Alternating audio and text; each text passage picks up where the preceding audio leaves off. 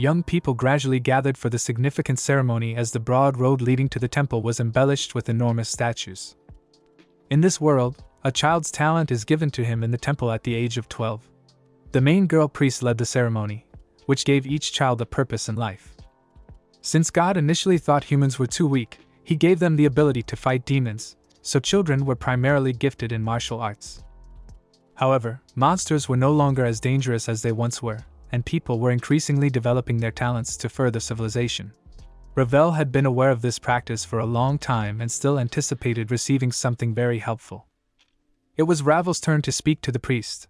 His friend Anna thought he was a very intelligent man, but he simply enjoyed learning new things.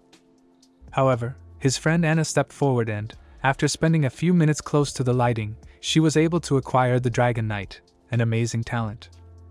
Many were taken aback by this accomplishment because it was one of the strongest talents, despite the girl's adorable and delicate appearance. To discuss the talent she had been given, one of the nun girls asked Anna to accompany her to the temple's back room. It was Ravel's turn next, and to his astonishment, he was given a peculiar talent he had never heard of before called Diligence. The young man, who had no idea what he could do with this odd talent, was upset and made to laugh by the other kid's talent of diligence. Carlo, one of the guys, started gloating and insulting Ravel right away, calling him a loser with no talent and having the most ridiculous talent. Since he could now become a skilled warrior, Carlo saw himself as one of the most promising young people and was able to develop the skill of a master swordsman. Carlo will be able to pursue the path of knighthood and eventually become the greatest warrior after being referred to as the divine chosen one. Carlo was pleased to be so much better than Ravel, and he kept bragging. The man asked his friend what she was discussing with the priest in the back room after Ravel and Anna left after the talent distribution ceremony. However, the girl chose to eat something delicious after they arrived at the settlement, and pretended not to hear the question. Ravel asked his mother right away if he could cook something in the kitchen, and she granted it. Ravel quickly prepared what appeared to be very tasty sweet pancakes. After enjoying the delicious treat, the girl felt depressed. Anna told her best friend that everything changed drastically after she got her talent, so she would soon have to leave this place. Naturally, Ravel surmised that the girl ought to keep growing in the Academy for Heroes. Young people developed their skills at this location, which was the greatest academy in the Kingdom of Tyria. The Academy developed heroes who truly protected the kingdom by assembling the brightest talents. The temple guards keep a close eye on the head priest's work and are always present during ceremonies held in the main temple. Children with exceptional talents, like Anna, are kept from escaping by special guards. Ravel asked the girl if she truly wanted such a life for herself after becoming saddened by this news. Anna realized that she had no choice but to follow her destiny after developing such a powerful and masculine talent. In any event, she ought to quit talking gibberish and take pride in the talent she was given. Anna became overly excited and made the snap decision to end this and head out. Naturally, Ravel's father saw the girl's odd behavior. When he discovered the Dragon Knight's talent and discovered that Anna would now reside at the Academy of Heroes, he was taken aback. Since she is destined to be the kingdom's hero, it is now unclear why she is so upset. Although the mother believed that Ravel's skills were best described as diligent, the father was actually most surprised by his son's foolish talent. After all, even simple pancakes tasted delicious thanks to the son. Ravel put a lot of effort into making his friend happy, which is why his pancakes were so delicious and tender. Ravel pondered his capacity after being taken aback by his mother's remarks. According to Mom, talents are truly a mystery. When she realized she had a gift for baking, she reasoned that since everyone needs bread, she would succeed greatly if she moved to the capital and opened a bakery there. Well, starting today, he will be late coming home because he has to get ready for the battle before God, and they want to show a fight between kids with fighting skills, the father said. The head chef made sure that every detail was meticulously planned because even the highest priest would be attending this performance. However, Ravel only reacted uneasily to all of these tales, so the parents were unaware of their son's current thoughts. Since even the higher priest had never heard of diligence, the boy was actually still concerned about his newly acquired talent. In this instance, Ravel made the decision to demonstrate his value to everyone and earn admission to the Hero Academy in order to eventually join Anna. In actuality, however, Ravel had a limited amount of time before the conflict with God, and he was unsure of how best to present himself. As his mother once stated, talents are a true mystery that must be unraveled. Since he clearly did not want to use diligence as a problem-solving ability, it was imperative that he learn more about this peculiar skill as soon as possible. There were only two ways for Ravel to acquire the wisdom skill or some other power skill that was beyond the realm of human intellect. In the past, gaining wisdom required completing numerous real battles and different quests. The second method is to be born with this ability and develop it as you grow older, only to gain more knowledge and discover new opportunities. Although it is not very effective with information, the wisdom skill provides the user with a wide range of knowledge. Therefore, having access to everything except secret information would be helpful if someone wanted to know something. Ravel didn't really want to acquire this power though, because it is merely knowledge that one can use to brag and make fun of others. Since it was clear that all diligence would produce results, it is now essential to learn as much as possible about diligence's capacity. There is no compensation for other talents' hard work and growth and development. It's unfortunate that diligence isn't rewarded with more bonuses, and it would be interesting to learn more about the specific actions of diligent people in the past. Even though Ravel knew it would be extremely challenging for him in the end, he kept hoping for the best. All of these skills are comparable to magic, and if you are wise enough to know everything there is to know about magic, it is relatively simple to learn. However, it turns out that this magic is insufficient in practice. Ravel understood that he would not be able to use magic effectively because he lacked sufficient supplies. Even though the acquired talent didn't account for it, there was still a way to increase magic. Ravel concluded that visualizing the power within his body and attempting to release it would suffice. Additionally, it will raise the upper limit of his abilities if he is able to feel all of the magical power in his body. However, Ravel experienced a terrible pain that overtook his consciousness as soon as he attempted to carry out his plan. Even an adult could not endure such a test of exhaustion due to the extreme pain. In the end, using magic will be nearly impossible since it will be impossible to acquire magical talent. But in order to boost his magical powers as soon as possible, Ravel made an effort to control himself and see this issue through to the end. Ravel repeatedly tested his body, using up and replenishing magic, and he was unaware that hours had gone by. The boy was ultimately unable to use any other magic, and this test was on the brink of death. Nevertheless, the outcome was successful, and Ravel acquired the ability to super restore magical energy. The man was inspired by this news. He never even anticipated such a result. Gaining the super magical energy recovery skill required recovering magic 10 times in a row from the point of total exhaustion, which significantly accelerated the recovery speed. Ravel had previously used his wisdom to acquire a number of skills, but he had never come across anything similar, so he was now considering his next course of action to improve his skills. After giving it some thought, Ravel concluded that he found it challenging to accomplish all of this because it was a learned skill. However, if this is the case, then new outcomes ought to be achievable. Ravel possessed a talent that made muscles stronger, which could temporarily boost both strength and endurance. It required a great deal of physical labor and the full use of one's magical abilities. It turns out that each person has different requirements for attaining and obtaining results, so each person must discover their own conditions for growth. Ravel gave everything a lot of thought and came to the conclusion that diligence is exactly what he is. After all, diligence is the capacity to accumulate power and eventually convert it into other abilities. Ravel concluded that he would eventually be able to defeat anyone because of this knowledge. The young man spent the entire following day working hard and eventually gained the ability to increase muscle strength, manipulate magic, and meet the requirements for body improvement. Many new things occurred in his life in a single day. After taking a short break, Ravel made the decision to review all of his newly gained abilities and advancements because this was his greatest accomplishment to date. Strengthening muscles and manipulating magic were prerequisites for achieving body enhancement.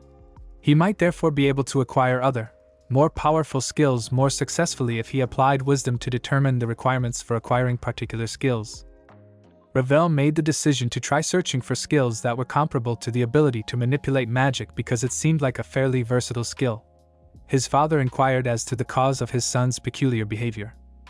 Then he suggested that they discuss it, but Ravel couldn't keep the drink in his mouth and didn't anticipate speaking to his father. Ravel only now understood that he would eventually catch the high priest's attention if he could learn and master his abilities. Ravel had already made the decision to do everything in his power to reunite with Anna and enroll in the Hero Academy while his father was drying off from an unexpected shower. In the meantime, the self-assured Carlo proved himself to be a skilled swordsman and had already defeated a number of opponents in a tournament that was specially planned. Anna complained of feeling ill and was unable to show off her Dragon Knight skills, which alarmed the main priest. Carlo was always urging new opponents to take on him because he was already much stronger. Then Ravel showed up and said he wanted to show off his fighting abilities. Carlo, who merely hated the loser Ravel, was genuinely delighted by this. Carlo started insulting Ravel once more and told him to leave right away. The priest girl asked him not to raise a fuss when one of the chief priest's assistants reminded him that only those with fighting skills compete before God.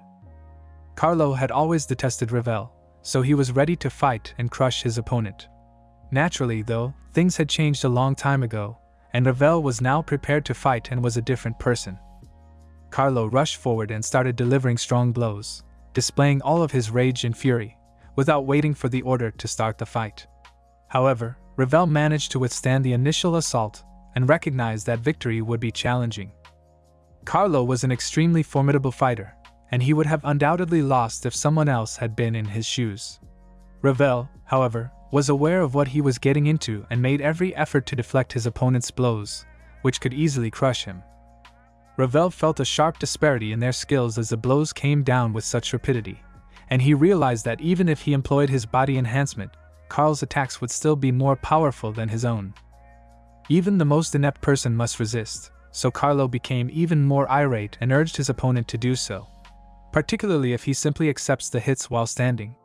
This will be regarded as a beating rather than a true fight. Everyone who was watching this strange fight let out a loud cry and urged Carl, the competition's leader, to take care of his next opponent right away. Shortly before this, Ravel's father was taken aback by his son's desire to show off his blade skills, but he chose to comply and show off some of the most popular methods.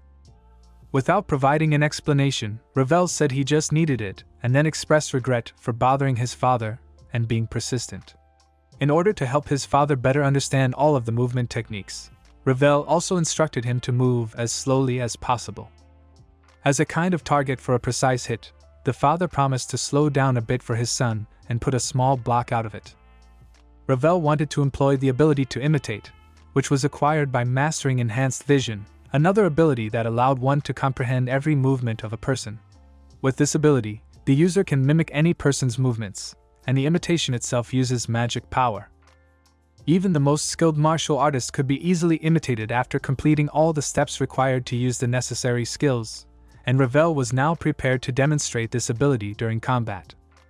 By precisely replicating his father's movements, Ravel accomplished the impossible and won the duel with Carlo.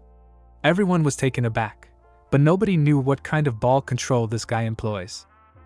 Ravel requested authorization to join the Hero Academy following his victory.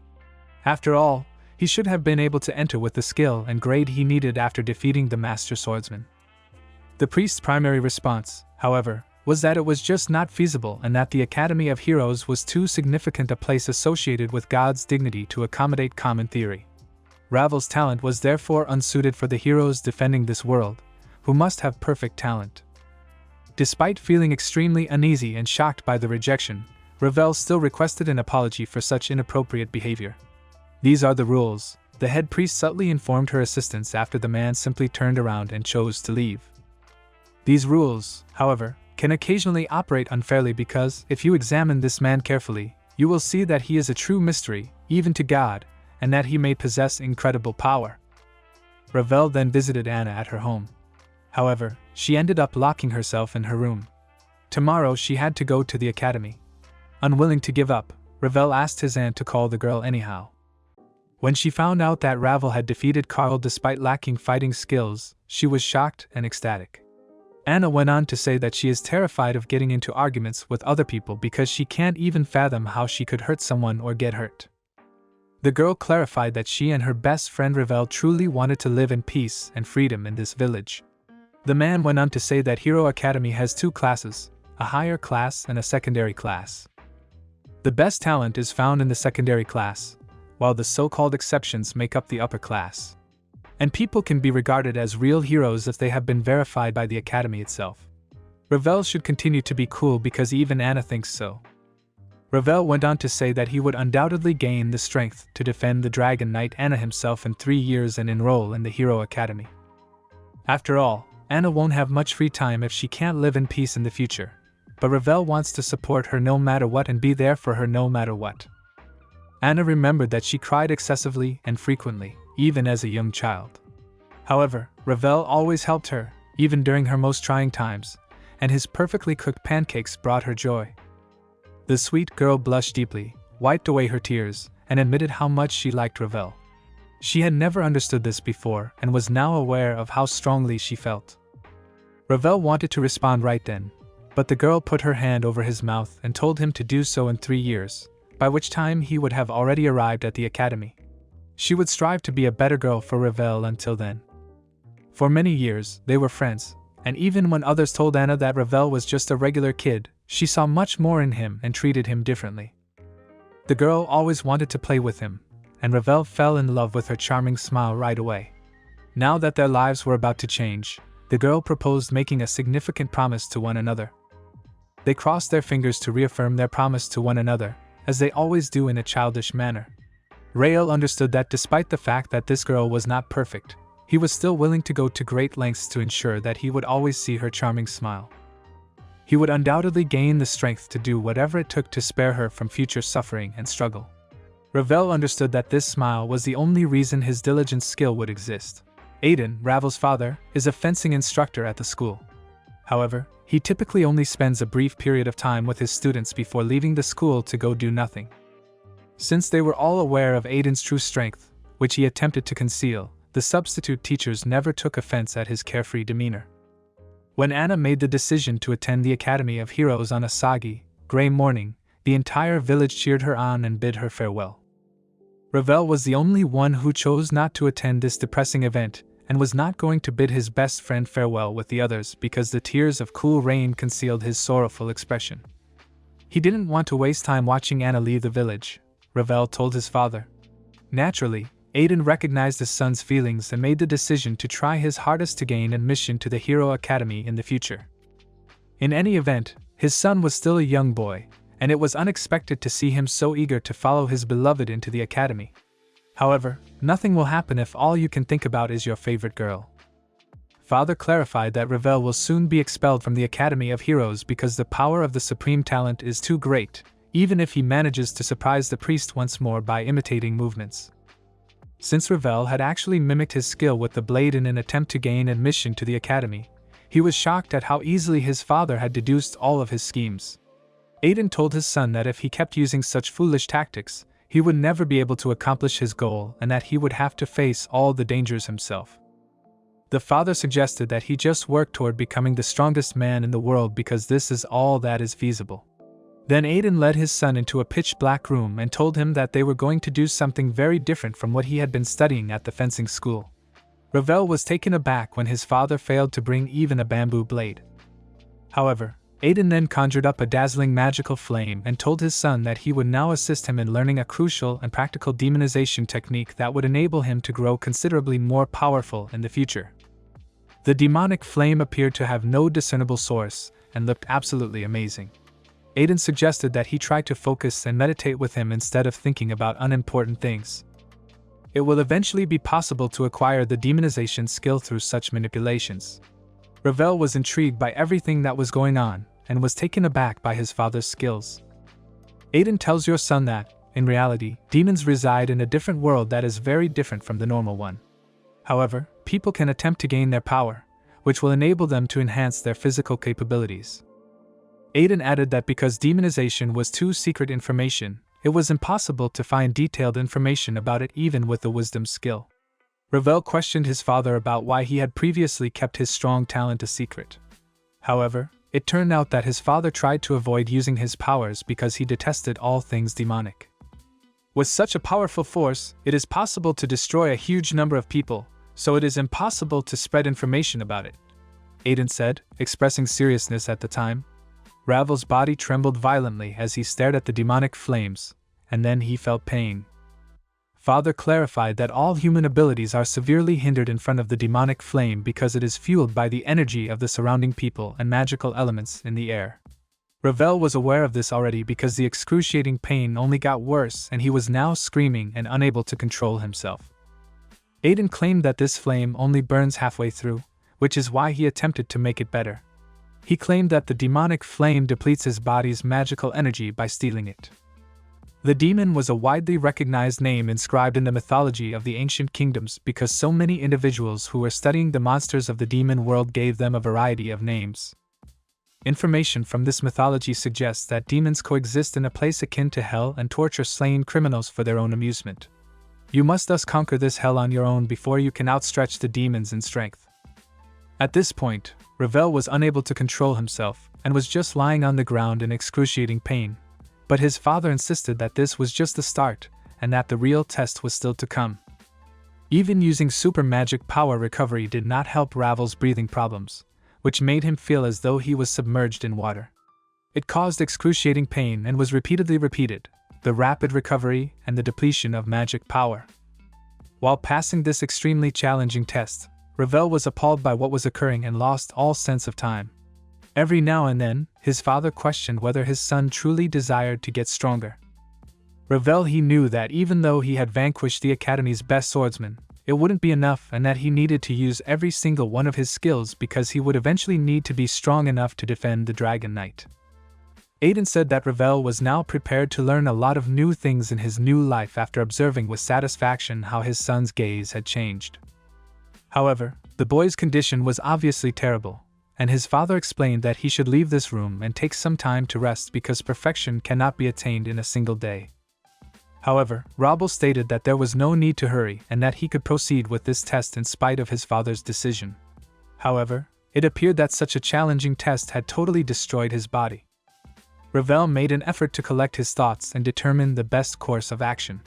That he would undoubtedly be able to understand demonic power if he had the ability to use wisdom. However, wisdom only aids in locating the information one seeks and related items.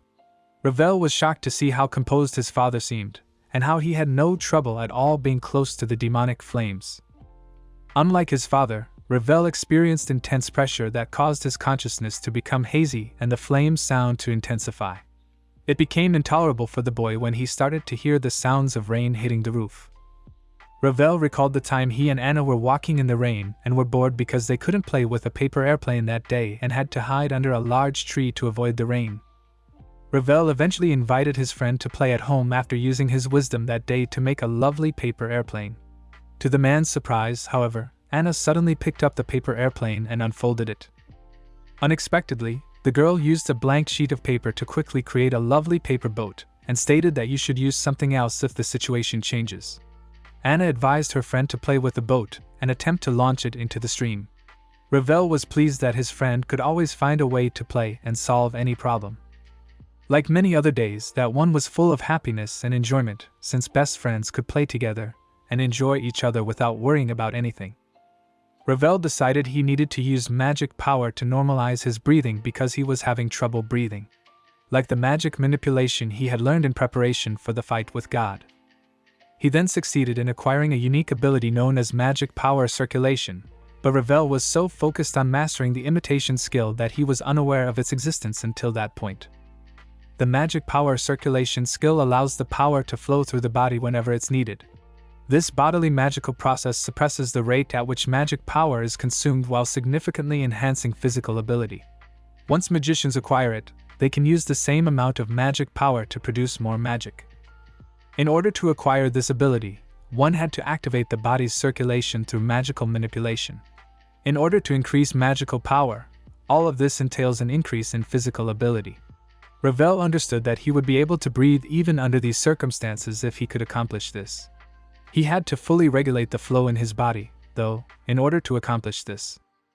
After a few minutes, the man gained the ability to use magical circulation and was eventually able to take charge of his body and all of its functions. However, this accomplishment was insufficient, and Ravel came to the realization that he needed to comprehend his condition and that he could not continue to meditate. Eventually, it became clear that the primary objective of this training was circulation, not normal breathing. I was quite anxious, though, because I was practically unconscious. Ravel continued to attempt to manage all of his concerns and once more focused on meditation in front of the demonic fire. His breathing has now gradually returned to normal. Having already made the rather unusual decision to end the meditation process, the father, who was keeping a close eye on his son, suddenly pulled out his blade. This meditation training came to an end when the magical flame was destroyed by a lightning-fast and accurate blade strike, but the young man's next test was yet to come. Ravel now had to dodge his father's blows and use all of his agility to stay clear of the blade. It was clear that people in hell scream, weep, and endure excruciating pain for what they did. You simply need to laugh and take pleasure in the experience, feeling like a strong person, if you picture yourself as a real demon and experience all the power of the demonic world. Aiden didn't give his son a moment's respite as he kept swinging his blade forcefully. Ravel did not appear to be at all fatigued, even though the entire battle dragged on for many hours. Ravel eventually learned the demonization technique as a result, and the father gave his son the blade as a token of appreciation when the morning arrived and the entire hut had been destroyed. The only way to get even stronger, according to Aiden, is to keep gaining experience in actual battles in the outdoors. The sword can be used to defeat any opponent and is incredibly durable. Ravel expressed regret to his mother for embarking on such an abrupt journey. However, his mother only assisted her son in packing his belongings because she understood everything. Ravel bid farewell and prepared to embark on a new adventure. The boy assured his parents that they would see each other again and thanked them for their care. After all, his talent was not meant for combat, so naturally, Mom was concerned about her child and hoped that everything would be alright with him. Father recalled how long it had been since she had gone to the temple to get ready for the conflict with God.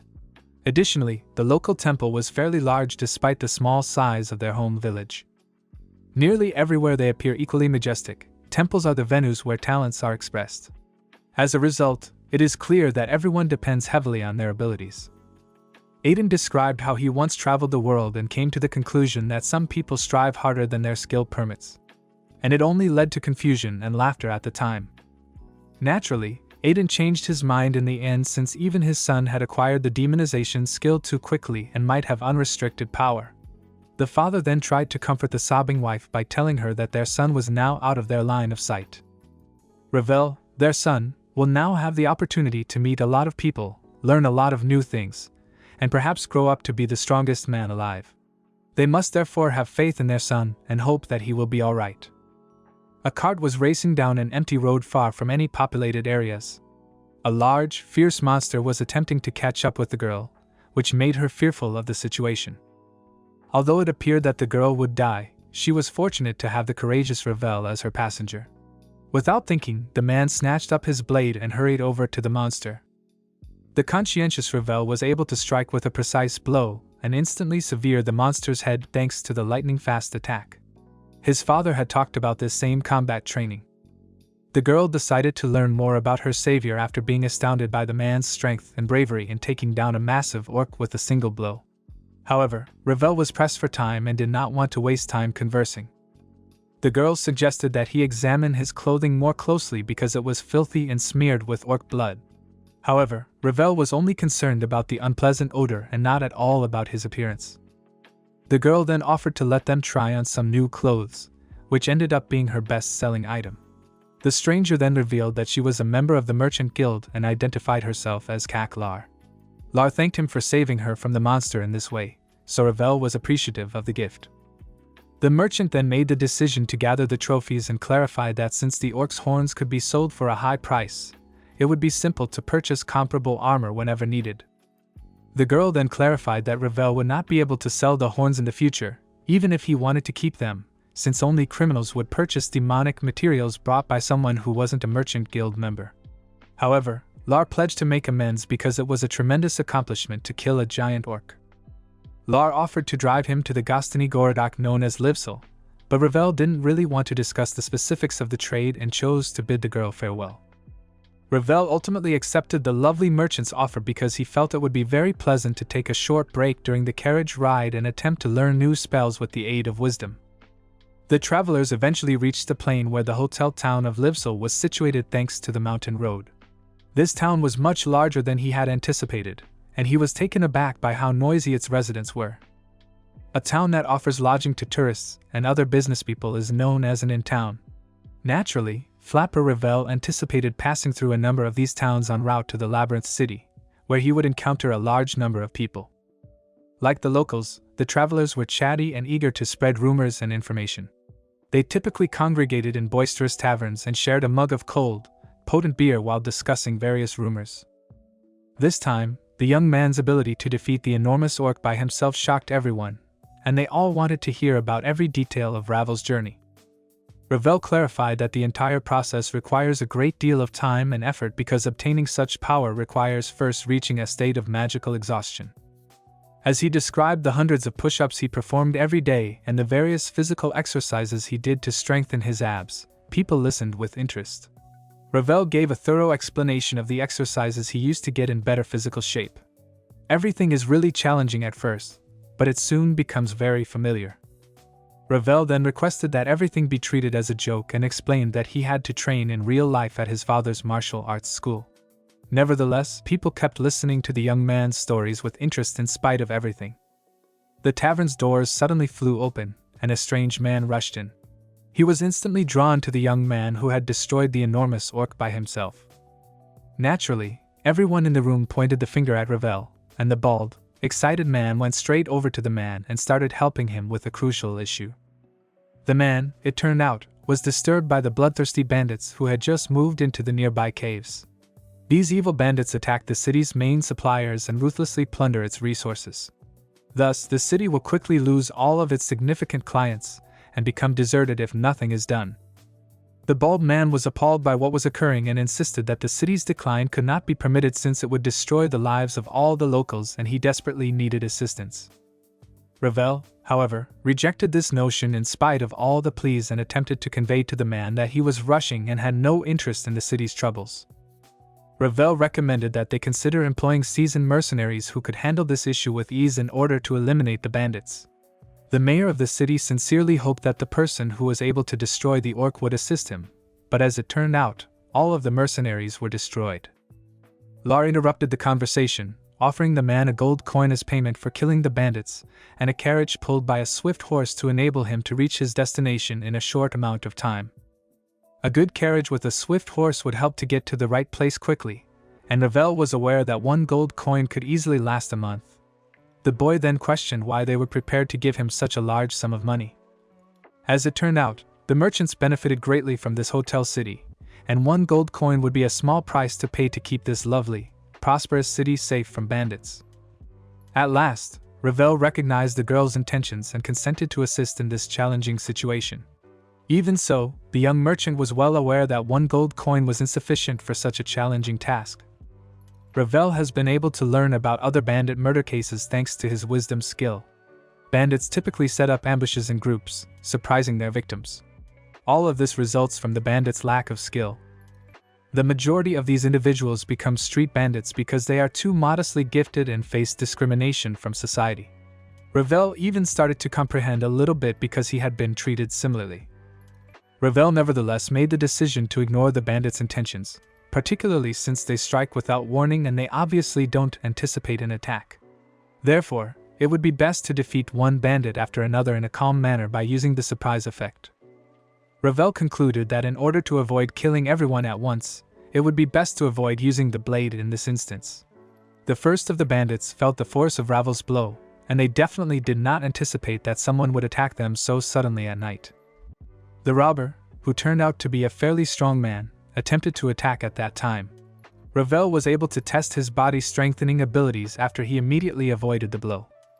The strong robber was crushed by another kick, and it turned out that he was not as strong as he had claimed. He just fell to the ground. As Revel made his way deeper into the bandit-infested cave, he skillfully defeated every foe he came across and gained total confidence in his strength and abilities. It all sounded like the same training his father had described to him. Revel believed he had wiped out all the bandits, but he was mistaken, and a member of the Dark threw a weapon at him. It was the gang leader, and it was obvious that he was more powerful than the other bandits. The leader, who turned out to be a big bandit, was upset that a young man had managed to ruin his entire gang on his own and all of his plans for the future. Ravel, however, attempted to clarify that he was merely knocking out the bandits and hadn't killed anyone. The leader was shocked by this and informed the man that he would undoubtedly perish if he kept holding back. Ravel had to quickly shift positions to avoid the crushing blow from the leader's raged attack. The leader, however, had no plans to back down. Ravel was terrified by the leader's enormous blade and recognized that he possessed superhuman strength because, in a matter of seconds, his muscles grew multiple times. The chieftain claimed that he was the best swordsman and that, in contrast to other bandits, he had been gifted with skills comparable to those of the Royal Guard's knights. Startled, Ravel questioned why the chieftain was engaging in such nefarious activities. However, it turned out that the best swordsman, who possessed the talent, just enjoyed doing it. The leader described how he put in a lot of effort and grew stronger every day before growing weary of it all. After all, taking things in people's lives is a lot of fun, and you had to do something else to get enough pleasure. The evil bandit merely laughed when Ravel called the bandit leader a real scumbag, promising to swiftly destroy the obnoxious young man. Since no one had previously been able to withstand such blows, the bandit leader started to deliver a barrage of powerful blows in the hopes of swiftly destroying his opponent. However, it turned out that the young man Ravel was unharmed and that all of his efforts had been in vain, while the surrounding area was totally demolished. Ravel placed the table calmly and referred to the bandit's method as being too archaic. The leader was taken aback because the young man was able to avoid every blow, and the enemy actually had no scratches. Ravel realized that he was up against a true fencing expert, and that Carlo's attacks were weaker and slower. Ravel became aware that both his magic power and the body enhancement skills' efficacy had considerably grown. As a result, he was able to achieve greater heights and his efforts were not in vain. Before, everyone thought he was just a regular weakling, but now that he had achieved his goals, he was prepared to keep working hard and growing. Ravel was prepared to take another slew of powerful blows from the bandit leader.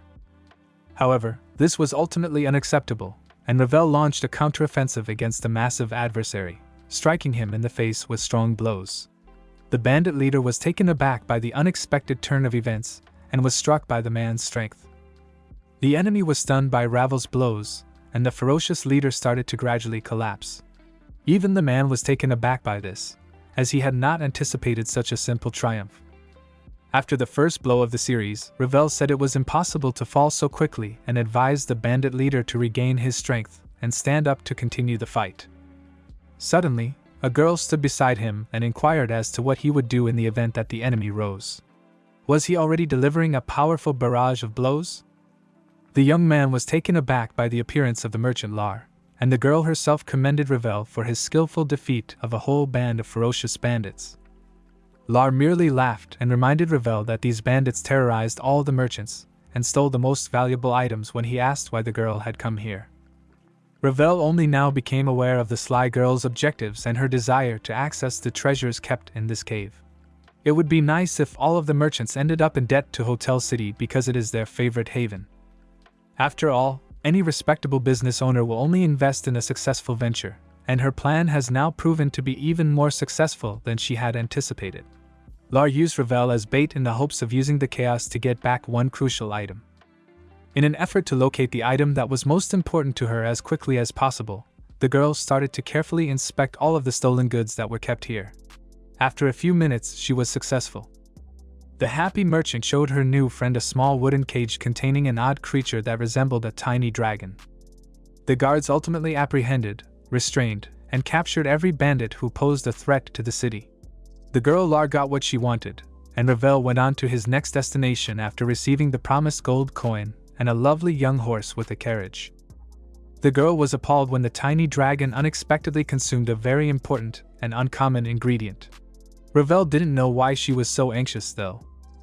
The girl Lar went on to explain that this ingredient was very uncommon for the Merchants Guild and that she was now in a difficult situation, despite the young man's attempts to explain that the dragon was still too young and did not understand what he was doing. She went on to say that she would have instantly become a hero if she had brought this ingredient with her when the guild sent her a message immediately following the mission.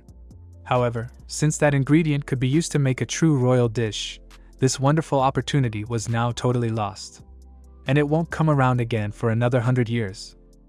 Naturally, Ravel wanted to find a way to resolve this issue, so he offered to purchase the ingredient and make things right.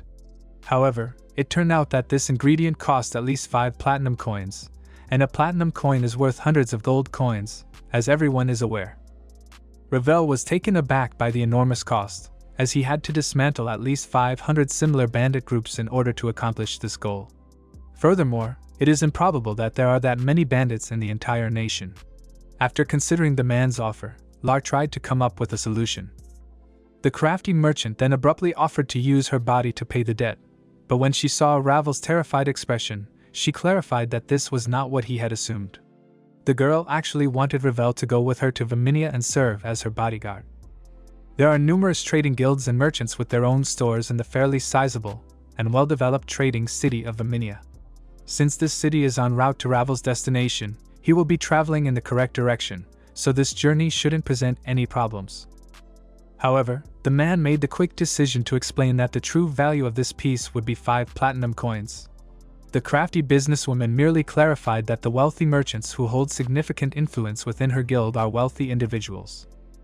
Additionally, the monsters have grown considerably more dangerous recently, and for many years, nothing similar has occurred.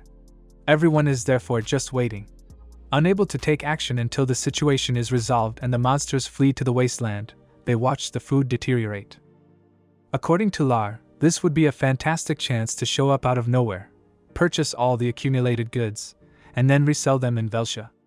Following that, she would become much more popular in the guild and be able to profit greatly from this arrangement. Since this girl could truly find an advantage in any circumstance, Ravel was not at all surprised. Lar remarked admiringly that this was a substantial sum of money and an investment for the far future because in this case, anyone who loses can profit greatly. Ravel paid close attention to what the girl had to say and concluded that the negotiations could be completed. Ravel vowed to do everything in his power to keep her safe when Lar questioned once more if she could entrust her life to such a young man. He went on to say that he would get stronger if he battled powerful monsters, and that he wanted to fight for his own safety. Ultimately, the new friends confirmed their agreement by shaking hands. Lar clarified, however, that Ravel should be aware that those without a subordination contract are not allowed to bring a monster into the city because he is not a merchant. Additionally, because his dragon is an unregistered monster, the guards have the right to take it away until he signs a subordination contract.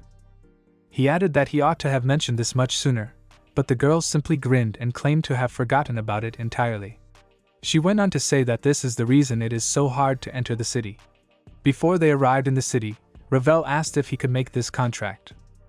The dragon nodded his head in agreement when Ravel asked if he wanted to do it, and the furious Lar concluded that they had all lost their minds. After that, the companions rode on in the groaning carriage. This useful ability can only be acquired when the talent is incorporated into the system, and it is only granted after defeating a monster. Such requirements for learning a skill were typically recorded in the sage's records, but Ravel questioned whether the data there could be entirely accurate. Naturally, though, everything would have to be confirmed. To sign the contract, you must possess the telepathy skill since the conditions state that you must use it to communicate with the monster. That's what the sages wrote, anyway. To transmit divine power in both directions, you must use your own will to activate the telepathy skill.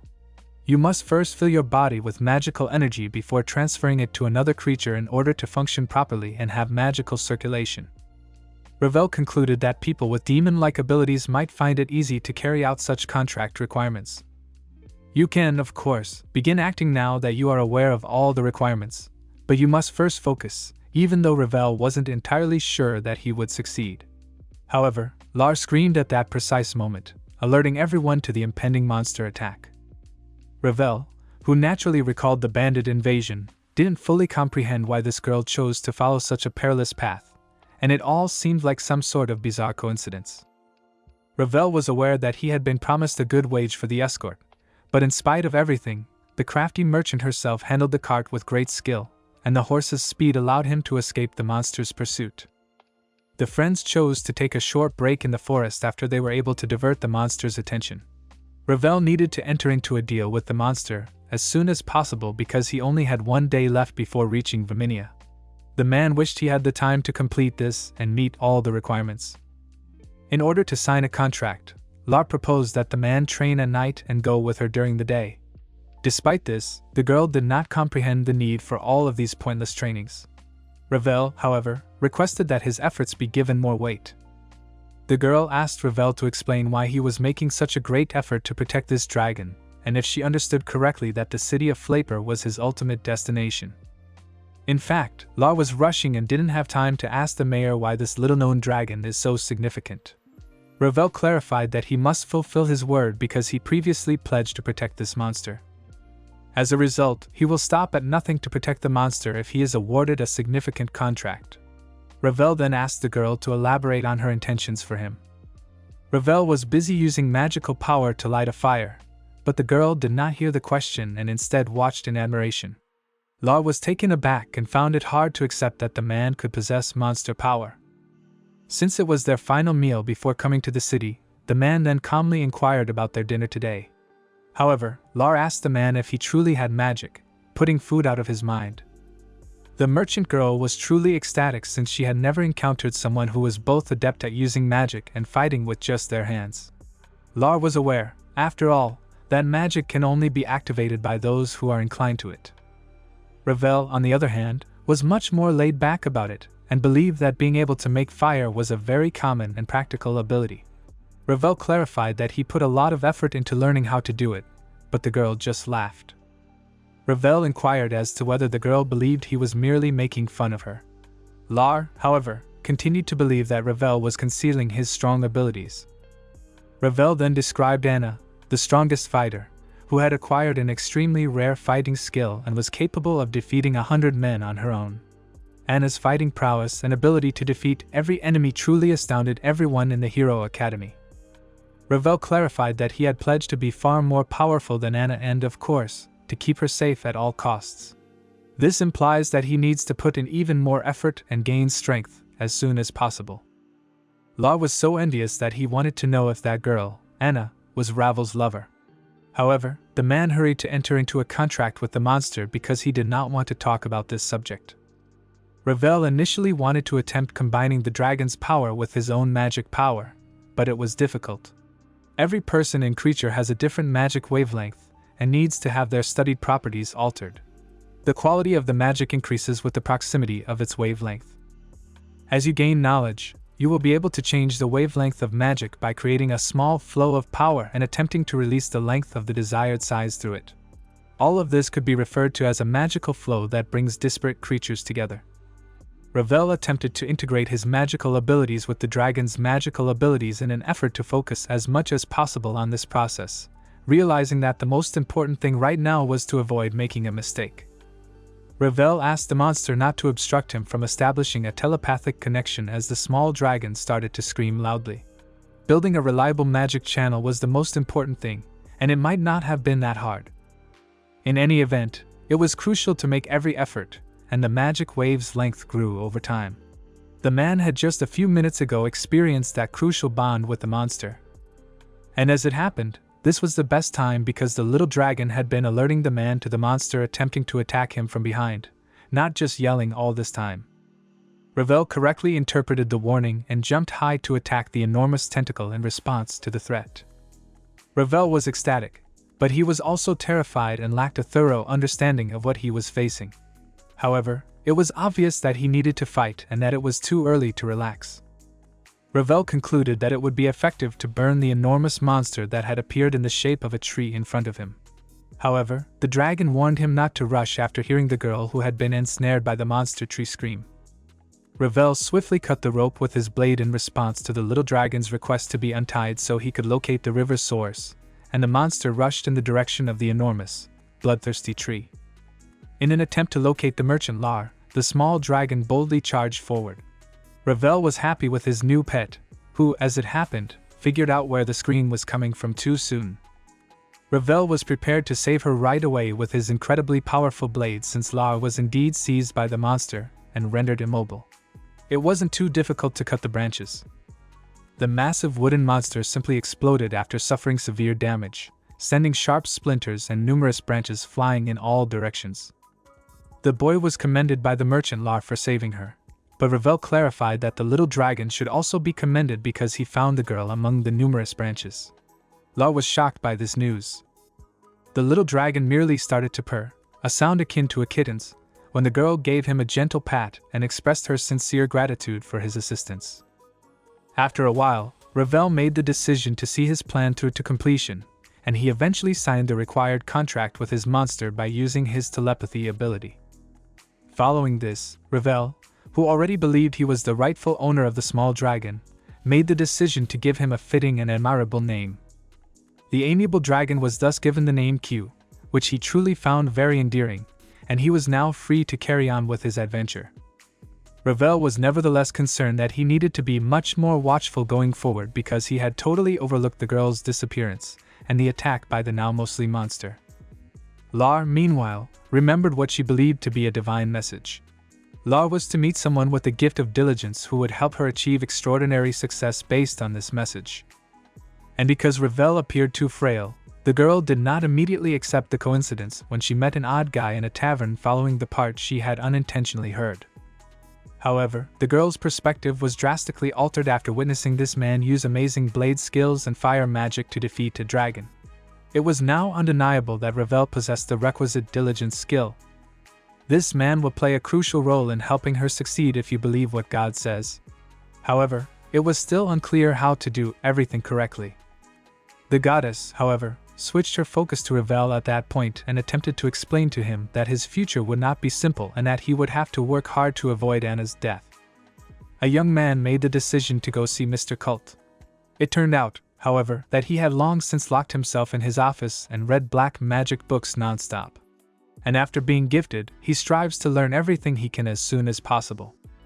Since Mr. Cult's aura was getting stronger by the moment, there was no way to divert him or get him to leave the office. In addition, Mr. Cult was given the skill of a sage and the highest talent for a wizard.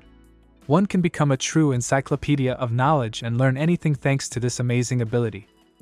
The friends, meanwhile, had already made it to Vminia, a trading city, and were thrown into the bustling, cacophonous world that ruled this vibrant city.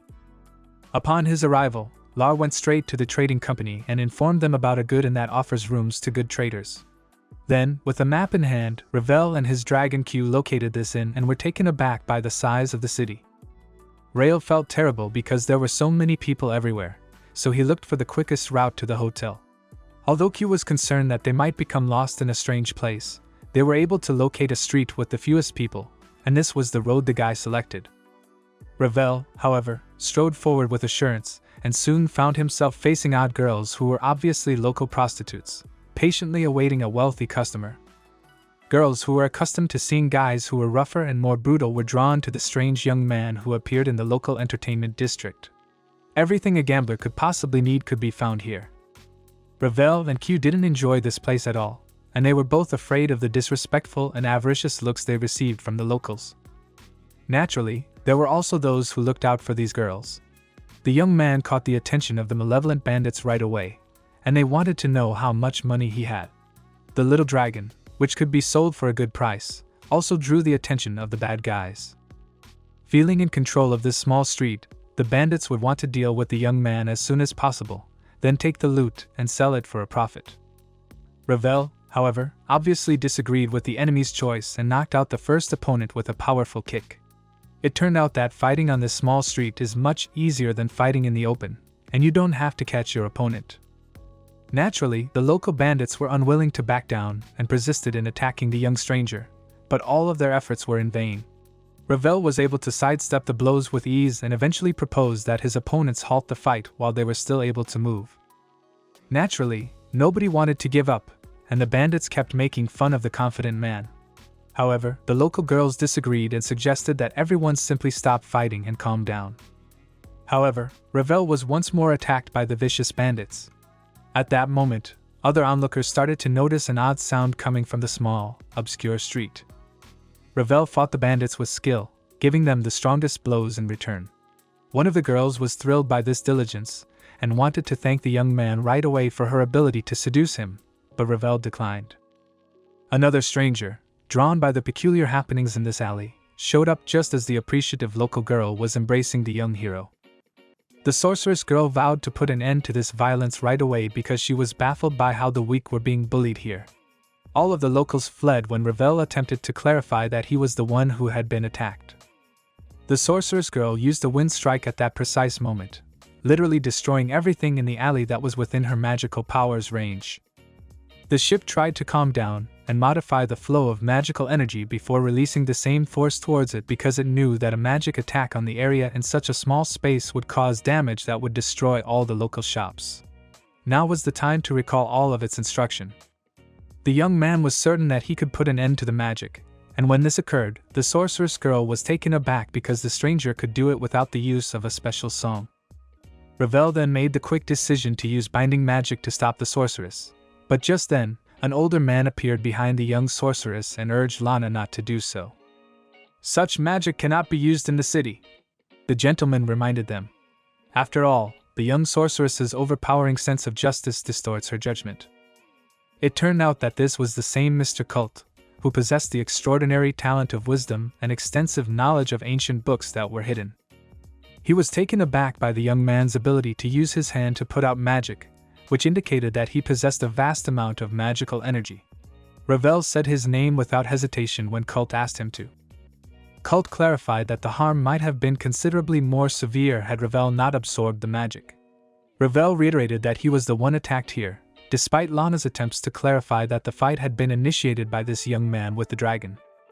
However, Mr. Cult only invited the young man to his mansion, where he would receive a lavish reception, with no intention of learning every detail of what had transpired. Such an offer left Ravel stunned. The man then reminded his friend that he had absolutely no time, and that he had promised to wait for him. Mr. Cult responded that he was prepared to host multiple guests if needed and that they could now go see their friend. The meeting with Mr. Cult turned out to be unpleasant for Lar, and Ravel realized right away that they had known each other for a long time, and that maybe something had happened between them. Mr. Cult's carriage appeared to be of excellent quality, and they arrived at their destination after a short drive. This gentleman must be extremely wealthy, Ravel surmised. According to Lar, this man is named Cult Vminia and is the heir to a wealthy family that originally established the entire city. He can brag about having enormous sums of money because of this.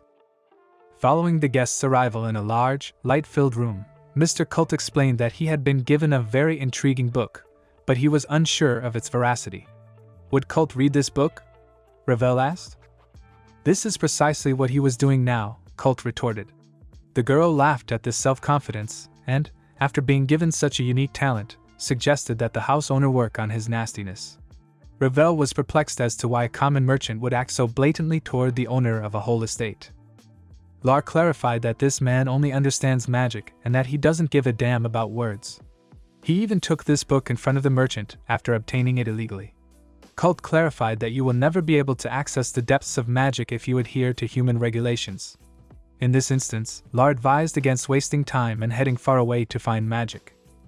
Lar ignored Ravel's continued outrage at the girl's actions and questioned the estate's owner about why, after being gifted with a sage's talent, he did not attend the Academy of Heroes.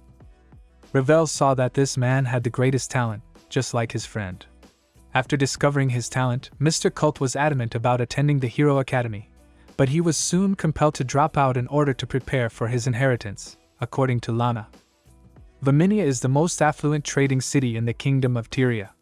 The state protects the family inheritance process, and the cult's legacy is crucial to the growth of the entire nation.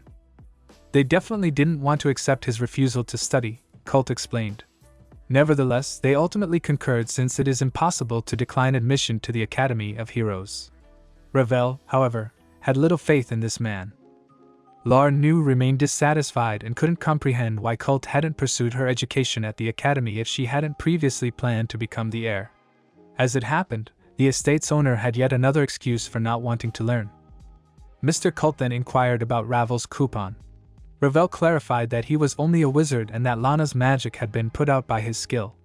Cult commended the man for his skill because he handled the challenging one with ease. Ravel ultimately made the decision to tell the truth and revealed that his first talent was diligence. Ravel was greatly alarmed when he heard Mr. Cult approaching his guest in an odd manner. It turned out that Cult had been aware of the man who was supposed to be gifted with diligence for a long time. Mr. Cult described how God spoke to him the night he was gifted and told him about a man who would come across his path if he did not attend the Academy of Heroes. This man had the talent of diligence. And this man, who has talent in all of you, will need to satisfy his desire to learn more about magic. Ravel asked the estate owner what he planned to do next after paying close attention to what he had to say. Without hesitation, Mr. Colt announced that he and Ravel would travel together because conducting research in the magical realm would be much more successful when done together. Despite his lack of understanding, Ravel ultimately agreed because the assistance of such a gifted sage was invaluable. Lar interrupted the conversation right away and told the estate's owner not to hurry because she was also going to travel with Ravel. Mr. Colt told Ravel not to try to understand Lar because she was a merchant and would stop at nothing to make money, but Ravel was shocked by the behavior of the merchant girl who had previously refused to travel with him.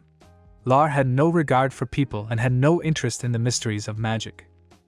Additionally, the fact that this crafty girl desired to be close suggests that she had some selfish intentions. Lar blushed at that moment and wanted to defend herself in some way, but she was unable to think of anything fast enough. Naturally, Ravel realized that Ravel was saying the right things, that his talent and hard work were impressive accomplishments, and that they would be able to amass enormous wealth and knowledge together. Of course, she was happy to be next to a guy like that, but Lar wanted exactly that. Ravel offered to accompany Lar after noticing her level of anxiety. The man then acknowledged that while magic is important, following the rules is also very important, and having a top-notch merchant close by will benefit everyone. And even though Lar is incredibly shrewd and greedy, life is too short not to live in a way that teaches you something new every day. Furthermore, Q truly liked Lar and wants to be with her. The girl's gift of tasty almonds was the little dragon's favorite part. Mr. Colt then inquired as to whether Ravel intended to sell his pet. But since Q was her real friend, Lar said right away that she would not permit it. Everyone was taken aback by the crafty merchant's remarks because, to her, money was always the most important factor. However, Lana, a sorceress, opposed the joint journey, saying that it was improper for a sage of that caliber to go with strangers. In the end, how could anyone forego their legitimate inheritance and the opportunity to attend the Academy of Heroes in favor of such a questionable union? However, Mr. Colt was unyielding and requested that Lana handle everything while he was away. Suddenly, Lana, the sorceress, blushed and saw herself nude as a result of her intense embarrassment and the influence of Colt's magical power. No one knew Colt's true intentions at the time, but he apologized to the guests and said he had to leave for a while. Lana, on the other hand, still felt weird and remembered some of the past. The young sorceress instantly proclaimed her complete support for Mr. Colt and pledged to handle everything after she eventually regained her composure. Ravel concluded that the girl had suffered a psychic attack of some sort. However, Mr. Colt clarified that all he had done was remove the girl's thought. Additionally, this rule could be applied in this case because it has long been thought that heirs who do not wish to inherit must leave their home. Ravel was already aware of the profound psychological effects of magic and the complexity of these processes. The man then inquired as to Colt's confidence in his decision. Colt clarified that disagreements between the merchant guild and the estate owner increased with their wealth. Even though she was prone to errors, Lana would be able to find a compromise despite the fact that all this tax and legal stuff was too pointless and tedious. In reality, Lana is a decent aristocrat who learns about the lives of the locals while on the streets. She discovers and comprehends every day that people do not wish to live in poverty, and that it would be pleasant to discover a means of improving people's quality of life. Colt explained that although Lana is from the younger branch of the family, she is unable to inherit the main inheritance due to foolish regulations. Additionally, it would be fantastic to never show up here. Mr. Colt concurred with Ravel's suggestion that it might not be sufficient to merely convince Lana to follow an improper course of action. Colt then clarified that, in reality, psychic magic was applied to the entire mansion and, more significantly, to every member of this family who might be able to obstruct the procedures in any way. The maids, who were beaming with happiness, declared that everything was prepared to start the journey and that they had gathered black magic books that Mr. Colt had not yet had time to read. Ravel was taken aback by the maids' intense desire to please their adored master, and he referred to Colt as a true master of psychic influence. Colt simply responded with a smile, acknowledging that it was actually the first time he had used a psychic attack and that he had just read about such a successful technique in a book. While Lana was listening to this conversation, she asked Mr. Colt if he wanted to use this psychic magic on her. Colt simply said that she was unaware of it yet. Ravel recognized the necessity of Cult's heinous act. Ravel was aware that hard work makes one stronger, which leads to happiness and tranquility. And wisdom added to diligence will undoubtedly enable one to accomplish the primary objective. Although hard work is not rewarded and the thought of the long road ahead makes one's head spin, it is still too early to relax. Ravel nevertheless made the decision to pass this test and be named the most talented person. Anticipating the trip, Mr. Cult advised them to avoid wasting time and go to a place where they could fulfill their interests because they would accomplish a lot as a team. Ravel reminded us of the peculiarity of his magical construction method and inquired about Mr. Cult's opinion.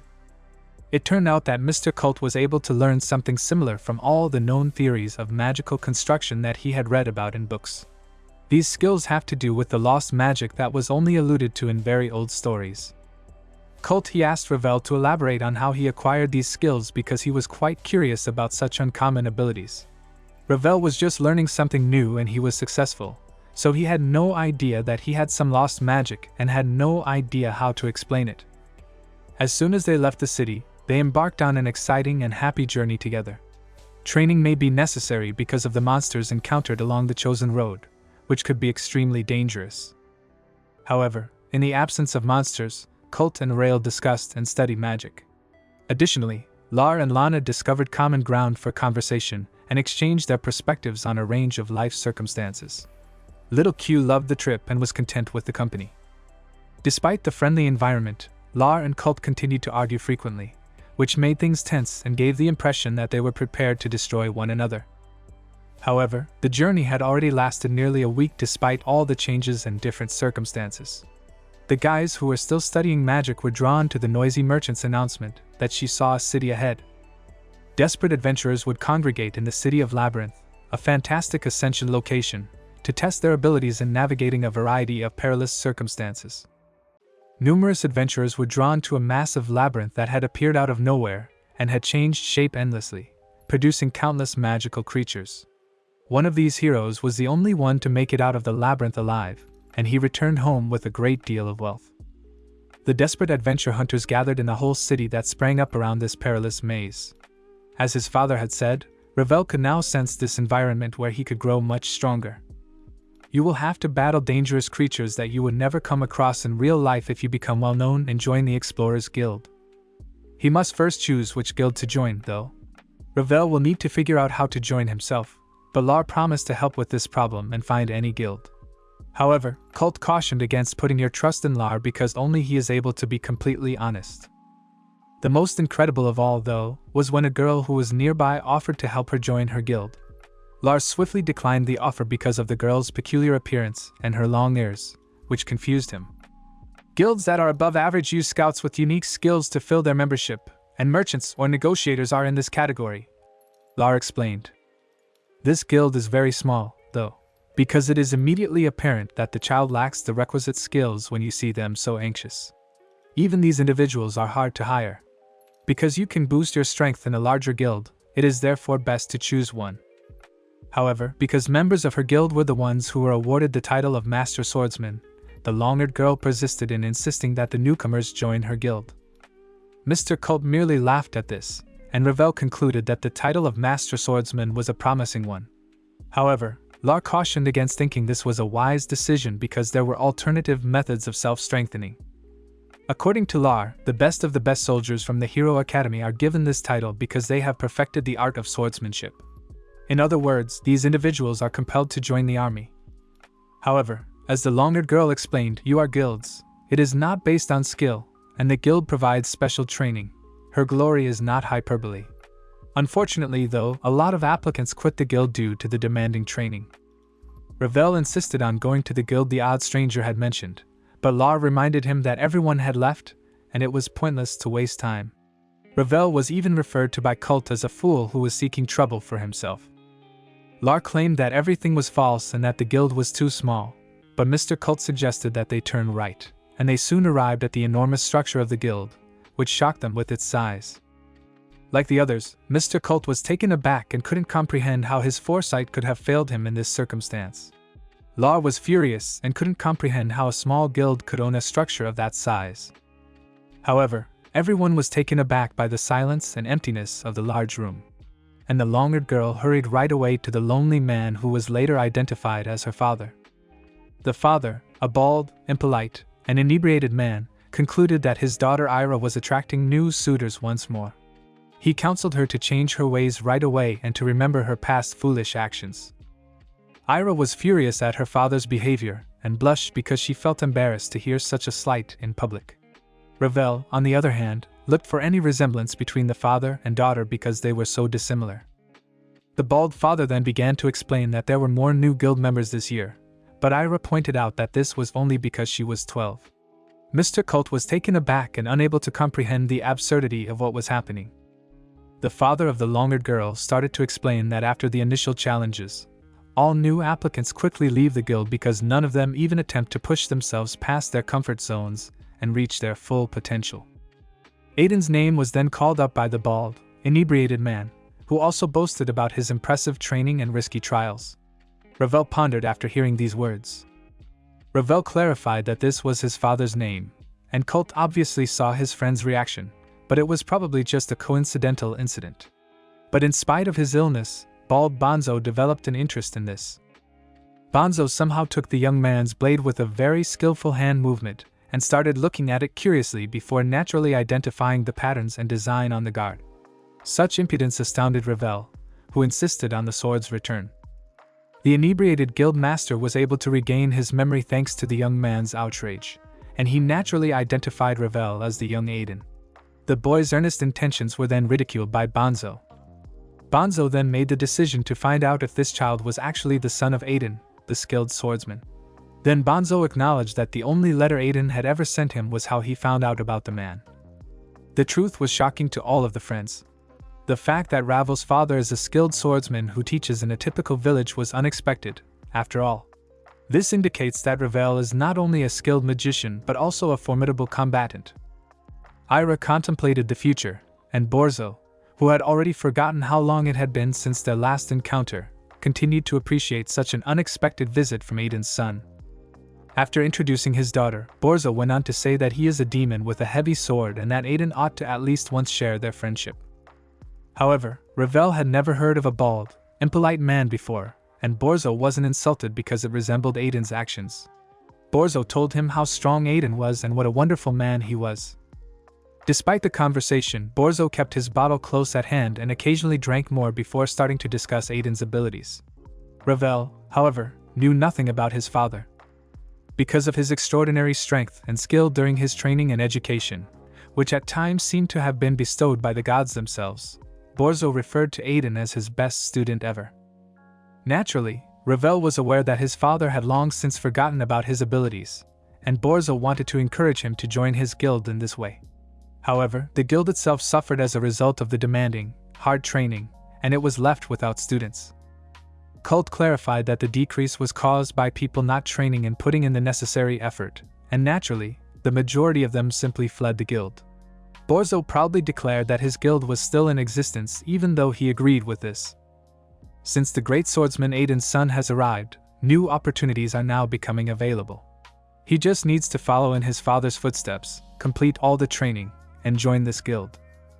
Borzo took advantage of the situation and recommended that the man begin strengthening and training right away since he would be taught unique fencing techniques.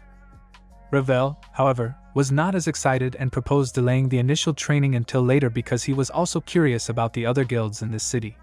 Borzo and Ira were taken aback by this response. When Ira asked him not to waste time on other guilds, Borzo disagreed and suggested that the man look closely at other guilds because only then would he realize that they were all useless, and that his guild was the best. Ravel started to realize that visitors to Labyrinth City seek experience that is unavailable in everyday life, and the missions that small guilds can complete are not well suited to achieving this goal.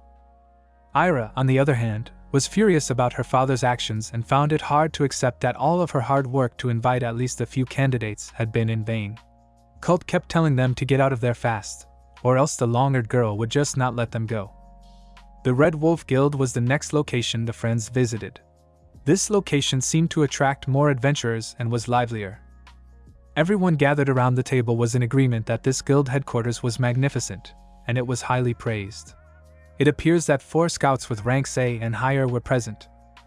As it turned out, scouts could be ranked in a wide variety of ways, and the higher a scout's rank, the more powerful the monsters they could battle. Of course, there were also lucrative missions. The highest rank promised a battle with formidable monsters capable of destroying entire states, while the lowest ranks permitted you to perform menial tasks. Despite Lars' genuine sympathy for Ira, who was left without newcomers, Cult concluded that growing in this guild would be a great option. The men fought over ranks and decided to determine who was stronger and more deserving of the title of Strong Scout, when a skirmish broke out between them right then and there. A man by the name of Agito then turned to face the newcomers and inquired as to whether they were truly interested in joining this amazing guild. Ravel well experienced an odd feeling at that moment, since the stranger's aura exuded a sense of conceit that he had already encountered once, and Cult concluded that today was full of surprises. Agito thought the new man was just a regular nerd who had no idea what he wanted to do with his life. When Agito asked the guild members to discuss their skills, Cult was the first to do so, bragging about his wisdom skill. Ravel then discussed her talent and diligence after Agito expressed her admiration for this. Having never heard of such a talent before, Agito concluded that the newcomers would be better off going somewhere else because such a guild would not be appropriate for them. Ravel came to the conclusion that this man was simply too conceited and that his instincts were correct. Agito attempted to clarify that it was time for the others to move on and that he was only interested in strong people. He was also prepared to accept Cult. Ravel realized that it was best to stay away from Carlo and others like him. However, Cult referred to Agito as a pathetic person, arguing that one should consider a person's accomplishments and other skills rather than relying only on their talent to determine their true strength. However, Agito was certain that a person's talent determines their true strength. And regardless of how hard someone tries to get stronger through training, talent quality is the primary determinant of any success.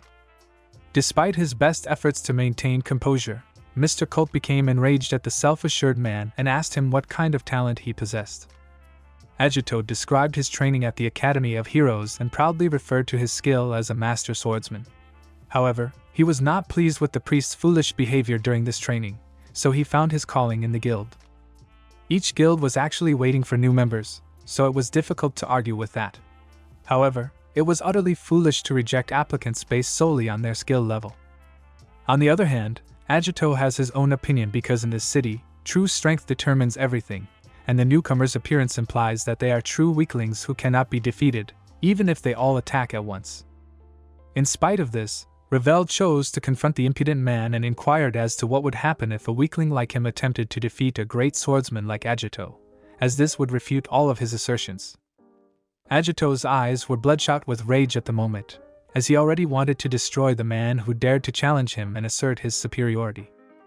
A cat girl suddenly materialized nearby, asked why Agito was attempting to argue with someone once more, and then called him a typical idiot. Naturally, a heated argument erupted between them, and Ravel and his companions did nothing but observe the events in silence, unsure of what else to anticipate from the guild's members. This guild, which initially appeared to be very promising, was actually a collection of foolish people who were eager to establish themselves whenever possible. Agito concluded by saying that if the newcomers had already succeeded in joining a guild, they would soon get together at a tournament for newcomers, where everyone would discover their abilities. Lar was unaware of such a competition, but Lizzie, the cat girl, informed her that it is a significant event in this city to hold a tournament every year that is only for novices. Additionally, the winning members greatly boost their guild's authority. Ravel concluded that Agito desired to compete there, but this only made the seasoned and agitated man more hostile. Lar suggested that in order to avoid becoming enemies, everyone should relax a bit and lessen their level of animosity. Although they agreed that strength rules everything in this city, the friends concluded after leaving the guild that it was a very horrible place. In any event, the Red Wolf Guild was the perfect setting for growing one's skills and personal development. Agito, meanwhile, was enjoying a burger and anticipating the moment when he would be able to match the sage in strength so he could once more demonstrate his dominance. But according to Lizzie, one shouldn't be so sure of themselves. Lizzie told Agito that he was still too dim to rely too much on his skills. The girl then indicated Agito's stomach, which had a clean cut in it. Lizzie informed Agito that Ravel had moved his blade forward with lightning speed and was poised to slit Agito's stomach at any second before he could raise his sword in front of his neck. Because of this, Agito is a foolish novice who places an excessive amount of value on his skills. However, he ought to realize that genuine strength requires skill and cannot be acquired when desired. Ravel genuinely thought of himself as the greatest fighter, so he was still in words. Ravel, meanwhile, realized that if he won the beginners tournament, he might gain notoriety, which would lead to good jobs and access to others. Though, of course, I thought it was a good idea to declare myself in this city. Such reasoning only made friends laugh who thought such plans were too smart. However, all of the friends had one thing in common. They felt uneasy after the Red Wolf's visit and had no desire to go back to this eerie and disagreeable location. Eventually, all of the friends went back to the deserted guild, where Banzo was still drinking. However, everyone started talking about the opportunities, the latest advancements, and all the challenges of training here before entering. Although Colt didn't want to put too much physical strain on himself, his friends suggested that he work hard to build strength. Soon after, a novice competition took place in the main arena, with the magnificent Kana serving as the host. The Red Wolf Guild commentator Sid was introduced by this girl. It turned out that Sid was an S-rank adventurer rather than just a regular guy. The audience was invited to enjoy this amazing show after Sid and Kana skillfully piqued their interest. Following a brief discussion, the host invited the first contestants and declared the start of the first round. Agito, the Red Wolf's finest swordsman, was undoubtedly one of the first, and he had to battle Ravel, who would attempt to demonstrate his strength by using his talent for diligence. All of the onlookers were astounded by this foolishness since they couldn't understand how a diligent man could compete on an equal footing with the finest, most renowned swordsman. Lar, however, advised everyone to keep quiet and observe the duel. Banzo watched the arena intently, and genuinely hoped Ravel would prevail, even though it was difficult to accept given that his first opponent possessed the greatest fencing skill. Banzo wanted Ravel to use every resource at his disposal to vanquish and demolish his haughty rival. At that moment, the competition's host declared the duel to begin. When Sid and Kana's voices were flawlessly captured by the top-notch speakers, everyone in the arena fell silent and got ready for an epic duel between the newcomers. The friends made the decision to celebrate their arrival with a lavish party a few weeks prior to the rookie tournament, which was held on the first day of their stay in this city. The food that was prepared tasted great, and everyone at the table commented on how good the ingredients were. The tastiest bits of fried meat made even the tiny dragon Q squeal with delight. When Ira first saw such a creature, Ravel clarified that it was merely a baby dragon with plenty of time to mature. Being a gullible girl, Ira naturally requested permission to give Q a hug. When the young dragon found himself in the girl's arms, he experienced all of Ira's tenderness, and finally referred to her as a very good person. Ravel had never seen the monster so joyful, so he was taken aback by his response. However, Q went on to say that he is a great judge of people and is aware of what makes a good person. After consuming multiple mugs of regular lemonade, Banzo made the decision to speak with Lar. Banzo said that the lack of good, strong wine on the table made the party too dull. However, Lar suggested that he try to reduce expenses and consider the future. After giving it some thought, Banzo conceded that it was too foolish to spend money on wine. Despite her inability to pursue adventure, Lar was a very skilled and practical merchant who was able to successfully organize things and avoid bankruptcy. The girl made the decision to settle the paperwork and thoroughly review all of the records. It turned out that Banzo's severe hand injury had long since stopped him from being an adventurer. Lar nevertheless asked Banzo and Ira to elaborate on their skills in spite of all the issues. As it happened, Ira was quite proud of her skill as a magic shooter. Colt was not surprised at all, and Ravel had never heard of such a thing before. Ira clarified that this ability allows her to fire unique magic bullets, which are highly effective in long-range attacks. She also uses her favorite handguns as weapons. When Colt asked Lar to rate these weapons, the girl said that the pistols weren't particularly pricey. Ira acknowledged that she was regrettably unable to purchase a more costly item. These pistols are too bad for actual combat, according to Ravel. Ira proposed that the guns wouldn't break if they underwent specialized training to control magic. Lar concurred since it would improve the likelihood of success. Ravel himself desired to receive specialized instruction in order to increase his strength and agility and become a proficient shooter. This idea was endorsed by friends, and Colt even recommended talking about some possibilities. Ravel had already attained a fairly high level of development, so Colt asked him to explain why he wanted to get stronger so badly. The friends thought it was all about a girl right away, and Ravel asked them not to make assumptions like that. The man then talked about Anna, a friend from his youth who has no desire to argue with anyone. And despite her constant desire for a quiet, everyday life, Anna made every effort to gain admission to the prestigious Academy of Heroes. They had to split up in the end and hope to get back together in the future. Anna will be accepted into the army and serve as the people's protector after completing the Hero Academy. Ravel pledged to get stronger in order to keep Anna safe. The man acknowledged that his only goal is to shield Anna from dreadful conflicts. Ravel's friends were impressed by his motivations. The girls were thrilled and truly envious of Anna, who was given such honor by the hardworking man. Ravel had never before discussed his actual objective. Rael, however, was full of hope and recommended that they start special training right away. Every friend was in favor of this plan and genuinely wished to see Ravel become the most formidable swordsman. A few weeks later, it was time to put his newfound skills to the test. Despite his self-assurance, Agito was a formidable foe who vowed to demonstrate all he had learned since their last encounter in the Red Wolf Guild. Ravel concluded that his argument with Liza was a mere prank and that it was all about Agito's new attire. Ravel only suggested that his opponent exercise greater caution. He did not reveal his plans. However, Agito acknowledged that he only cares about winning the fight and doesn't give a damn about his reputation. He should therefore stop this pointless conversation right away to avoid wasting any more time. Agito charged into the attack with lightning speed because he was hungry for glory and a swift victory. However, Ravel was prepared for such a move because it was too predictable. Ravel vowed to fight with all his strength and without mercy this time, but Agito had hoped for precisely that. He then reminded them that even if someone was hurt, they would not perish in this arena.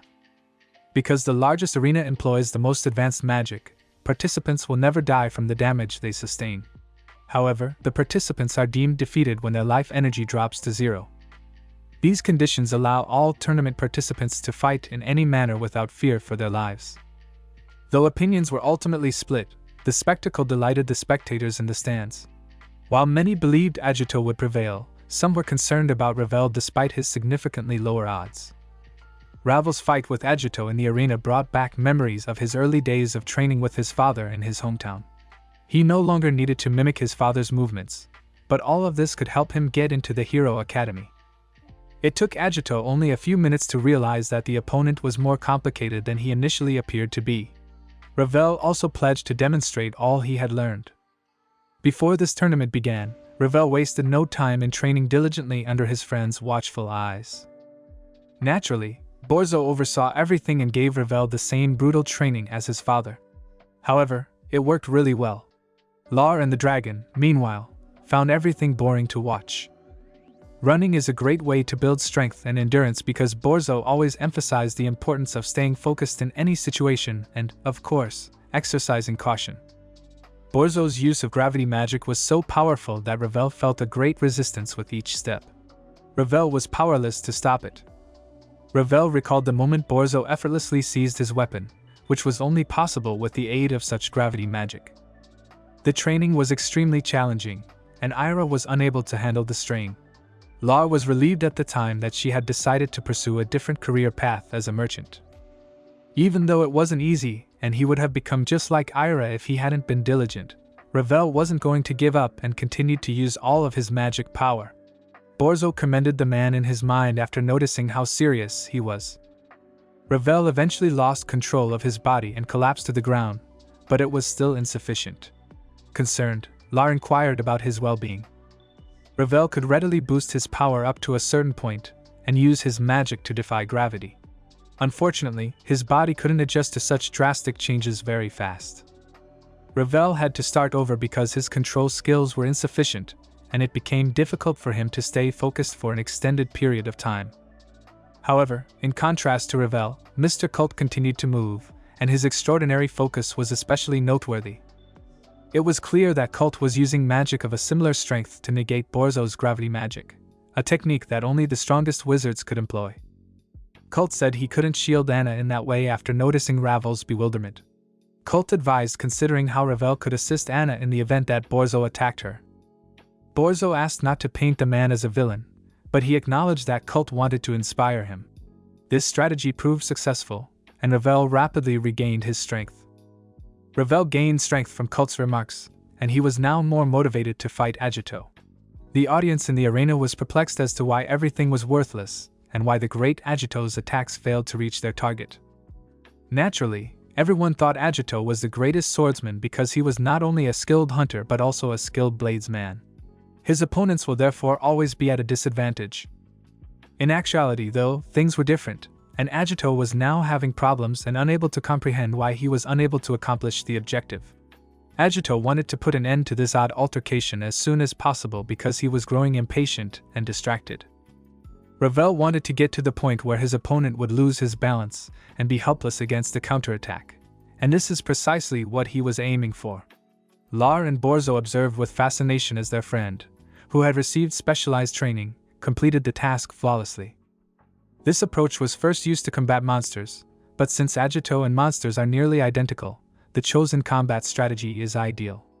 Lar, however, continued to worry about her friend. Ravel counterattacked the enemy with flawless dodges and constant movement. The boy could feel the enhancement magic making his body more and more flexible. Everyone realized that by acting in this manner, the world could launch attacks whenever it wanted while preserving magical energy, making his attacks unpredictable. Because Ravel used his life and magic power so skillfully, everyone was enthralled with the performance and gained respect. And only his extraordinary talent for diligence made all of this possible. Sid and Kana made insightful observations about the fight's development, but they were baffled as to why their prophecy did not materialize and why Agito was unable to handle it. Furthermore, Agito was on the verge of losing and did not sustain additional damage with each second that went by. But all his life, Agito had been losing his temper and wishing for victory, and now he was prepared to fight to the end, even though doing so might actually result in death. Agito commended his opponent for his skillful and unwavering determination to win, and this method of attacking gradually is working. Ravel questioned whether his opponent felt embarrassed about losing to someone so inexperienced as him. Agito acknowledged that it was extremely foolish, but no one was going to give up and the match would not end. However, Ravel had already sensed his superiority. Video opponent had lost all focus, so all that was left to do was deal him serious damage to win this battle for the first time. Agito missed a blow from behind because he was not paying as much attention as he used to. Agito was caught off guard by the blow to the back of his head, and the best swordsman only felt a powerful shove. And what they witnessed astounded the arena's spectators. It was instantly apparent to all that this was an act of powerful magic. Nobody really paid attention to how the fireball materialized so quickly, and the battle was won thanks to this innovative strategy. Agito and Thirsted were both incensed at this. It was necessary to prepare in advance to create enough space to use this attack, and Ravel very skillfully tricked the opponent into maintaining a great distance. Ravel made the decision not to throw away such a favorable opportunity, and Agito recognized that the impending attack by the enemy would make things extremely challenging for them. Ravel put a lot of effort into strengthening his body and preparing his strongest blow. Winning this fight could be a significant step for the young man, who more than anything wanted to get stronger in order to achieve his main objective. The fans in the stands reacted violently when Ravel ultimately attempted to land a crushing blow and depleted the opponent's life energy level to 0.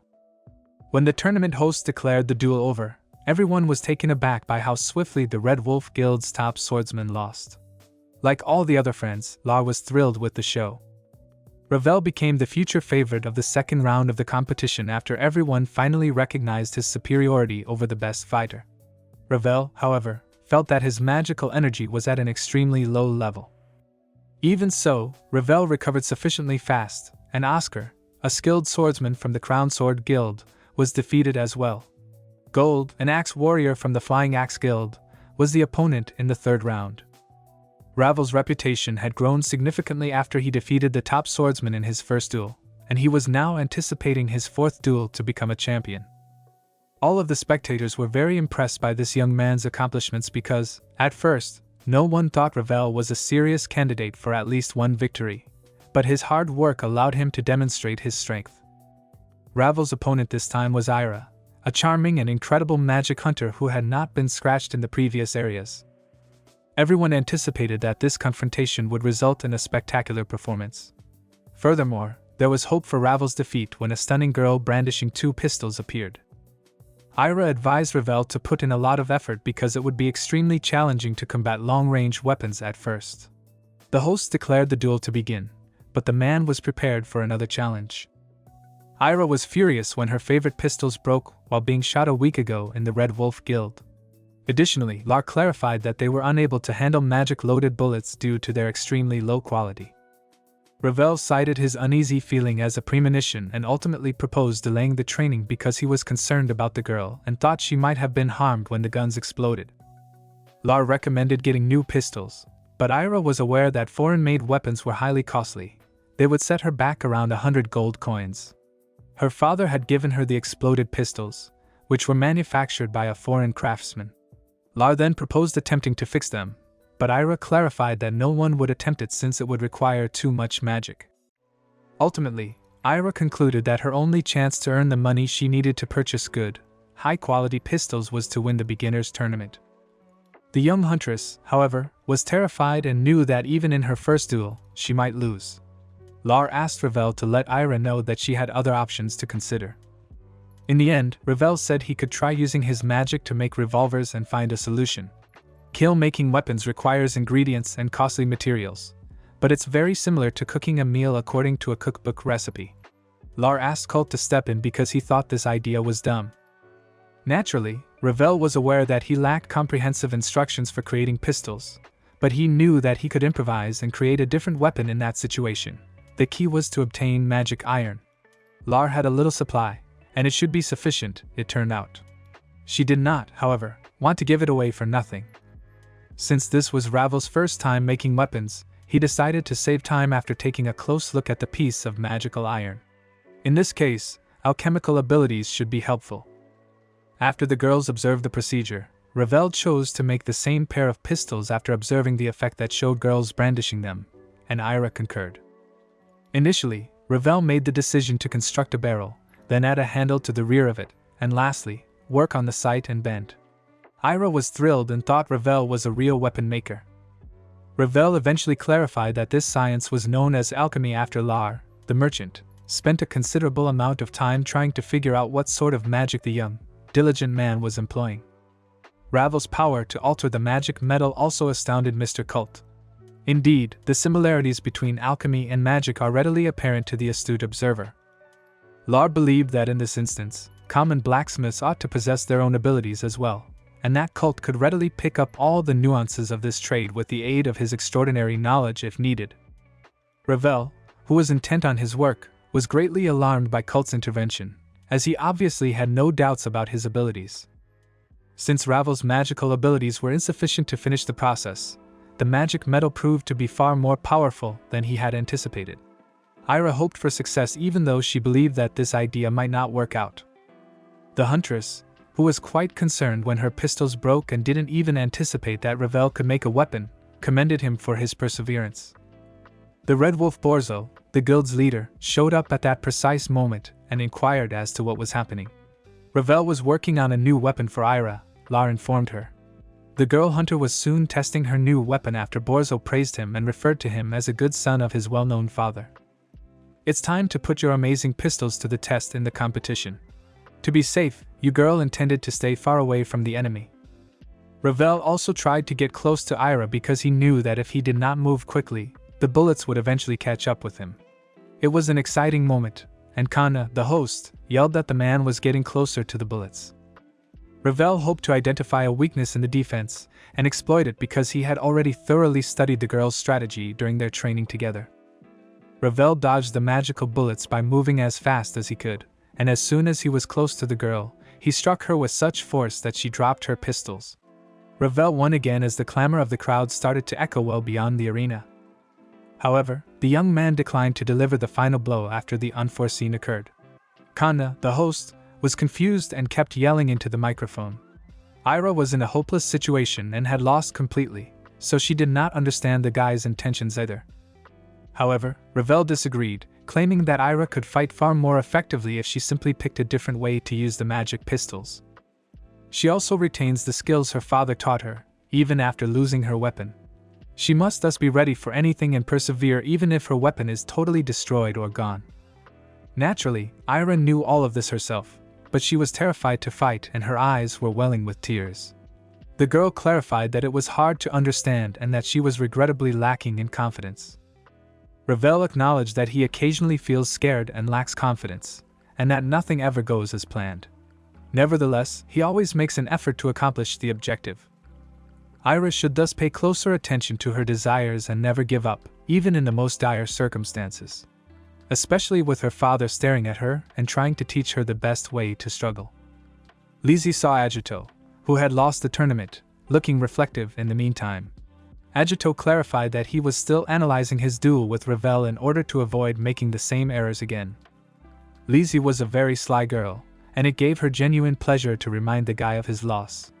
Agito acknowledged that he was unable to handle the enemy and was struggling to control his emotions. Ravel was able to win so easily because, according to Lizzie, he had studied the fight thoroughly and knew Agito's style. And his talent and hard work made all of this possible. Agito was furious and thought about the fight all the time. He vowed to never lose again and to do everything in his power to get stronger in the future. Lizzie gazed at her friend with curiosity, but she realized that people do not feel particularly bad about realizing that not all talents are created equal because regular hard work can result in extraordinary strength. In any event, Ravel's growth is based on diligence, and this mysterious guy does his job flawlessly. Ira, meanwhile, made the decision to listen to Ravel's words and not give up in the arena. After wiping away her tears, the girl huntress became enraged and attacked her opponent. The catch avoided the blow, but the girl kept attacking and moving swiftly, and the ship was happy with the outcome. The audience was delighted by this turn of events, and the noise level peaked.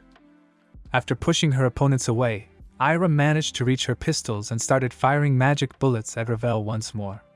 Banzo was proud of his daughter, and Can, the host, screamed at the top of her lungs in delight. Even though the bullets were traveling at amazing speeds, the world kept deftly reflecting them with his blade.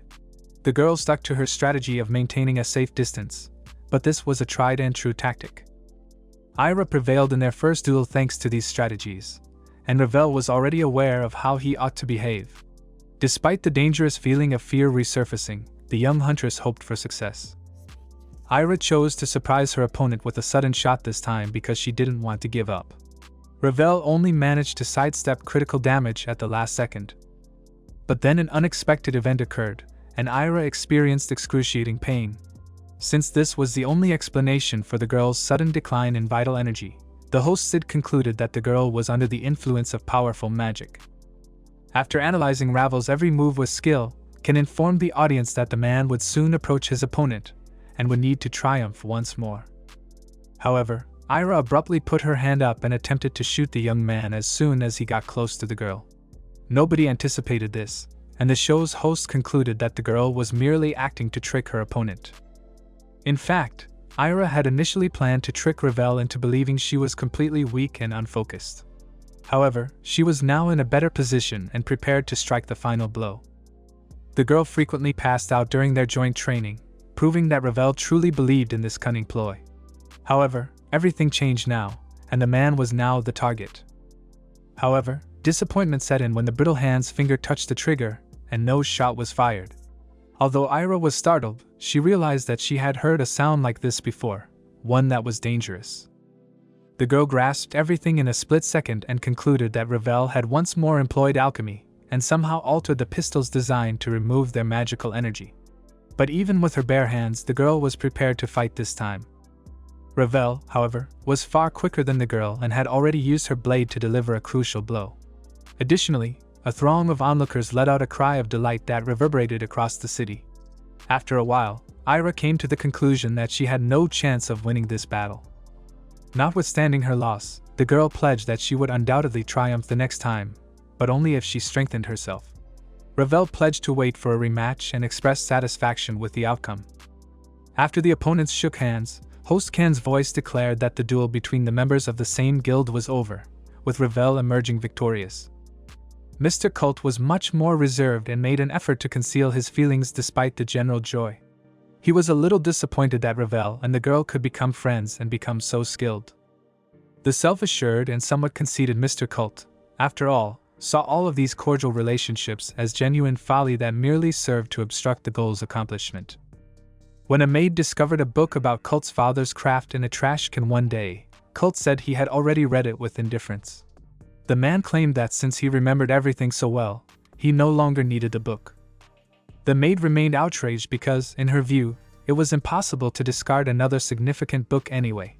She also suggested that the young master practice magic instead of wasting time on idle chatter.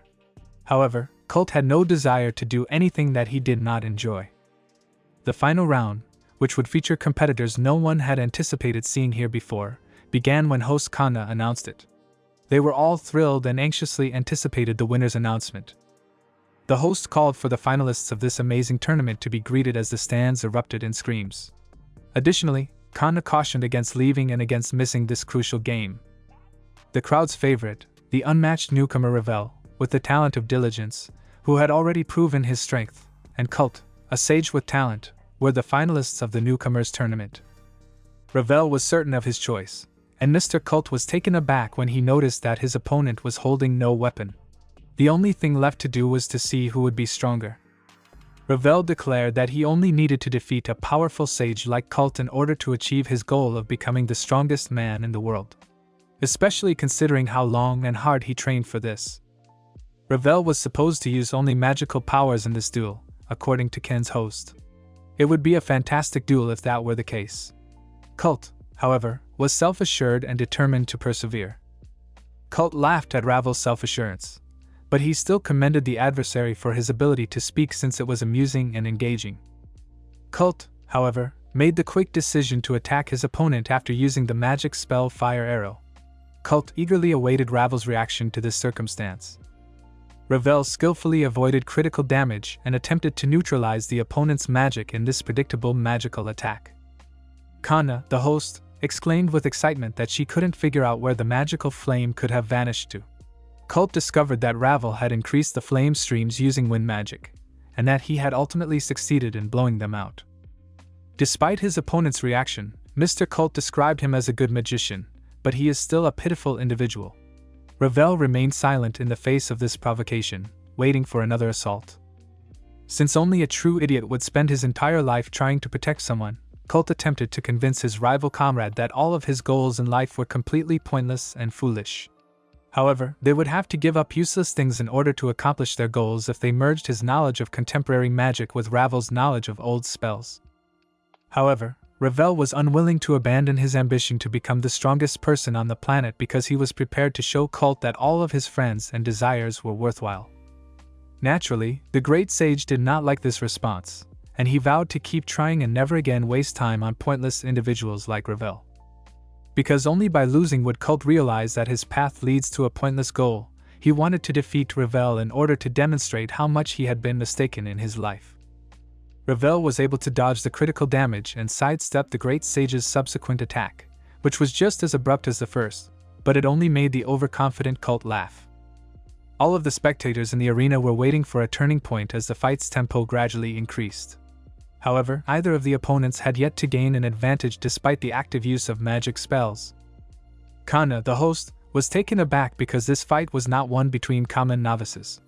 Sid concurred with this statement because only highly skilled adventurers possess this degree of magical ability.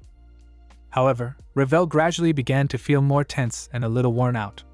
Naturally, he was aware that his opponent was still producing powerful magic spells, and he was unsure of how much strength he still possessed. The sage cultist spells are so strong that they are hard to counter, and his limitless magical energy allows him to attack without any kind of plan. Ravel, however, made the decision to persevere and display his strength in any case. However, Ravel recalled their conversation about the different kinds of magical power and felt the most rage at his opponent at that precise moment. Mr. Cult consistently gave advice on what should be studied and what should be ignored. Furthermore, mental magic, which Ravel had previously studied, is a powerful tool since it allows you to disguise and manipulate your adversary. It is not a good idea to use this strong magic during a stressful battle because the enemy will be wary and will only make the magic weaker. Ravel and Cult discussed a lot of magical topics, and it was clear that their growth took different paths. Additionally, Colt counseled his comrade to learn more about ancient magic and then refine its application. Ravel wanted to learn the most various forms of magic and get stronger, but he didn't want to stop along the way. And while traveling, he became aware of this. Mr. Colt concluded by saying that Ravel was squandering his valuable time rather than thoroughly researching magical energy and other potent spells. Ravel could stop thinking about his weakness if he started learning the full extent of magic and threw out everything that wasn't necessary. Ravel was preoccupied with his maneuvers and did not want to listen to his opponent. At the same time, Ravel saw that his opponent was not emitting any magical energy. Perhaps his extraordinary wisdom had taught him to conceal it during rigorous training. Ravel, however, was adamant about winning and didn't even consider losing. Mr. Colt persisted in his assault, claiming that Ravel was free to employ any kind of magic he so desired. Mr. Colt then made the decision to alter the attack strategy. The great sage then proclaimed that it was time to shine and produced a large number of glowing balls. Ravel was stunned by a strong magical blow, and the young, industrious man felt a genuine storm of energy pouring in from all directions. Withstanding such an assault was extremely difficult, and Ravel finally collapsed to his knees in excruciating pain. Colt relished his position of superiority and waited for this moment. Despite his disappointment with the duel's progress, Banzo acknowledged that the young sage was a formidable opponent. Laura acknowledged that she had never seen Colt so vicious and expressed a desire to assist Ravel.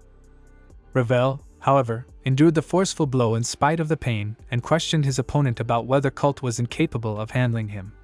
Ravel said he was ready to fight. However, Colt displayed no emotion as he claimed to have used ancient magic to create this magnificent item and to be able to strike a powerful blow with this stone. Ravel could thus set aside his naive aspirations for triumph. At that moment, when he was focusing a great deal of magical energy, Colt was only concerned with whether his opponent could withstand such a strong blow. Ravel, however, was prepared for the pivotal conflict and counseled the great sage to not suppress his desires, as everyone in the arena would be curious to see what he could accomplish. In response to this provocation, Mr. Colt pledged to demonstrate all of the authority he had attained through his immense wisdom. However, a few seconds later, Ravel's enormous magic circle materialized on the arena. The new guy made a very smart move by carefully drawing this magic circle and maneuvering in the arena. He was now prepared to replicate the sage's strongest magic, which he had strengthened multiple times. By creating an amazing airflow that swept away everything in its path like a massive hurricane, Ravel truly delivered on his promise.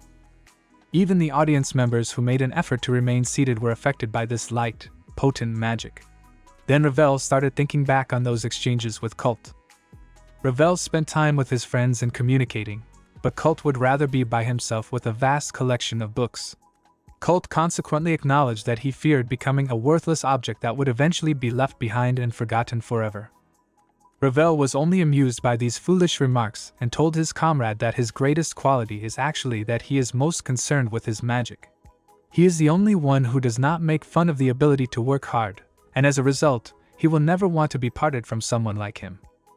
Mr. Colt blushed deeply as he acknowledged that he now fully understood Ravel's motivations after these words struck him and caused him to feel something out of the ordinary. However, Colt concluded that he had lost this time and was now experiencing the bitterness of defeat after Ravel collapsed to the ground as a result of his magical abilities waning. However, it turned out to be nothing more than a clever ploy by Ravel, who deceived his opponent before attacking him without warning. "This magic cannot be useless," Ravel said, feeling his opponent's sigh deeply. Naturally, Mr. Colt was aware that his opponent had used deception and illusionary magic to make him believe he was weak. Ravel clarified that although this magic does work, it only takes a few seconds of a tiny quantity of magical energy. The primary goal is, of course, to increase the magical structure of this complex spell. Naturally, Colt realized that illusion magic was not a hallucination at all, and he inquired as to what Ravel would do in the event that his scheme failed. However, this only made his friend laugh, and Ravel claimed that he would have won in a different way. After giving it some thought, Colt conceded defeat, even though he had a negligible advantage over his opponent. Ravel, who defeated the sage in a duel, is thus deserving of the moniker of an amazing warlock.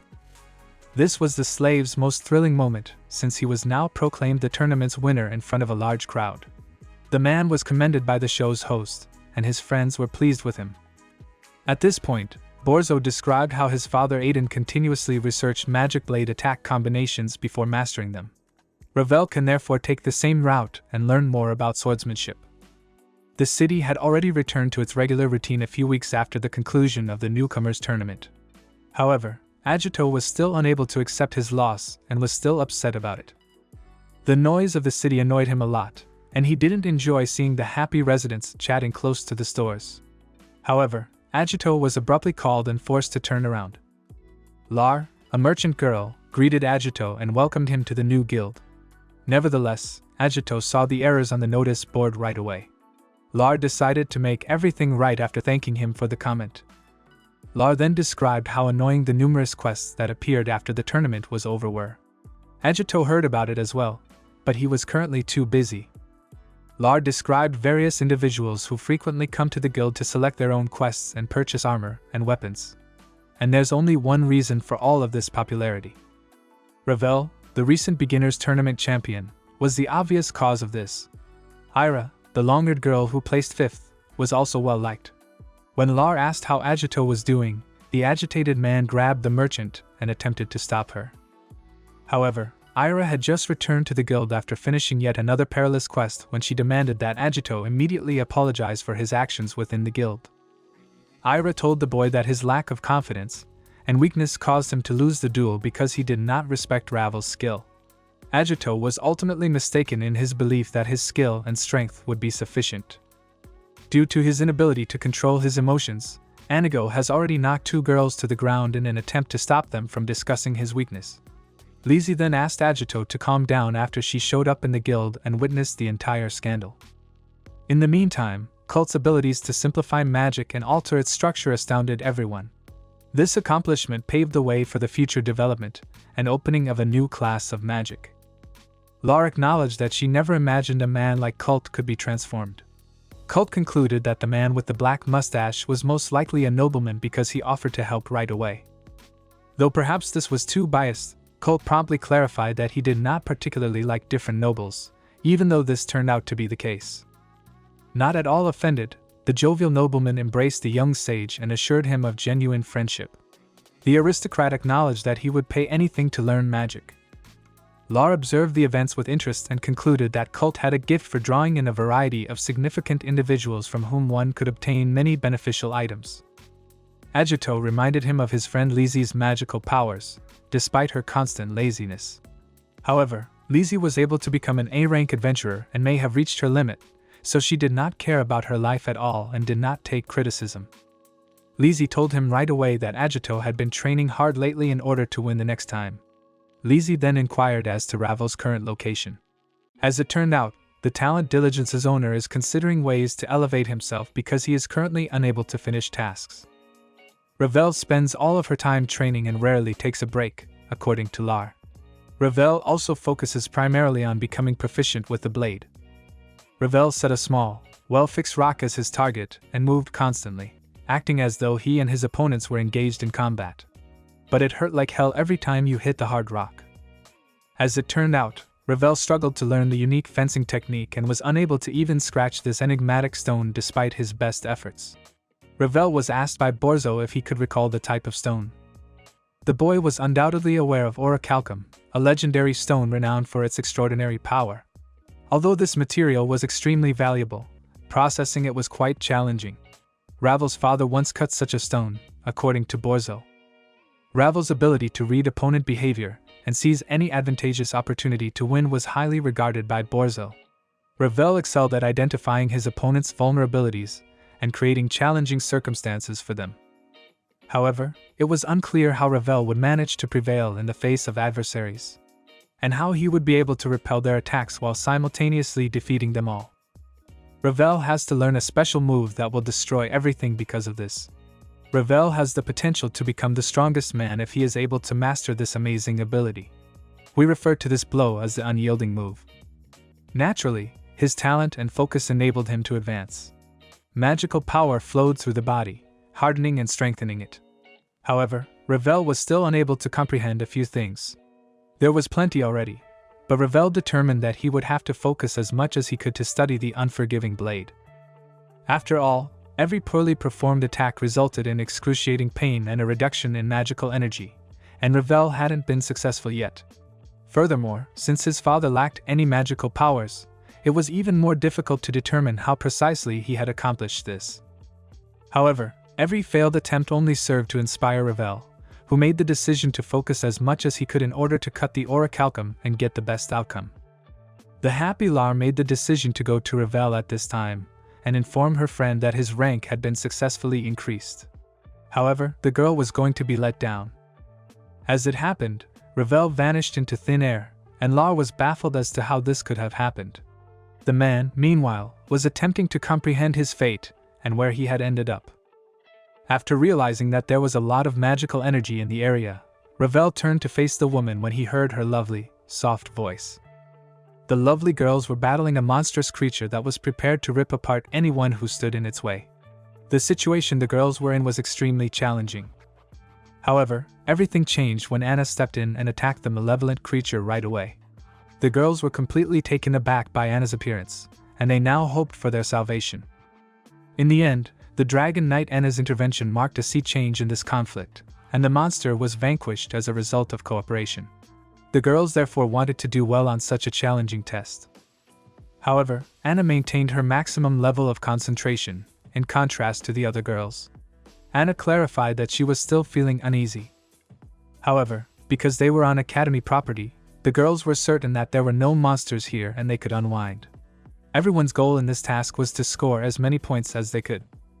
The girls' composure, however, was soon replaced by fear as everyone sensed the imminence of something enormous and hazardous.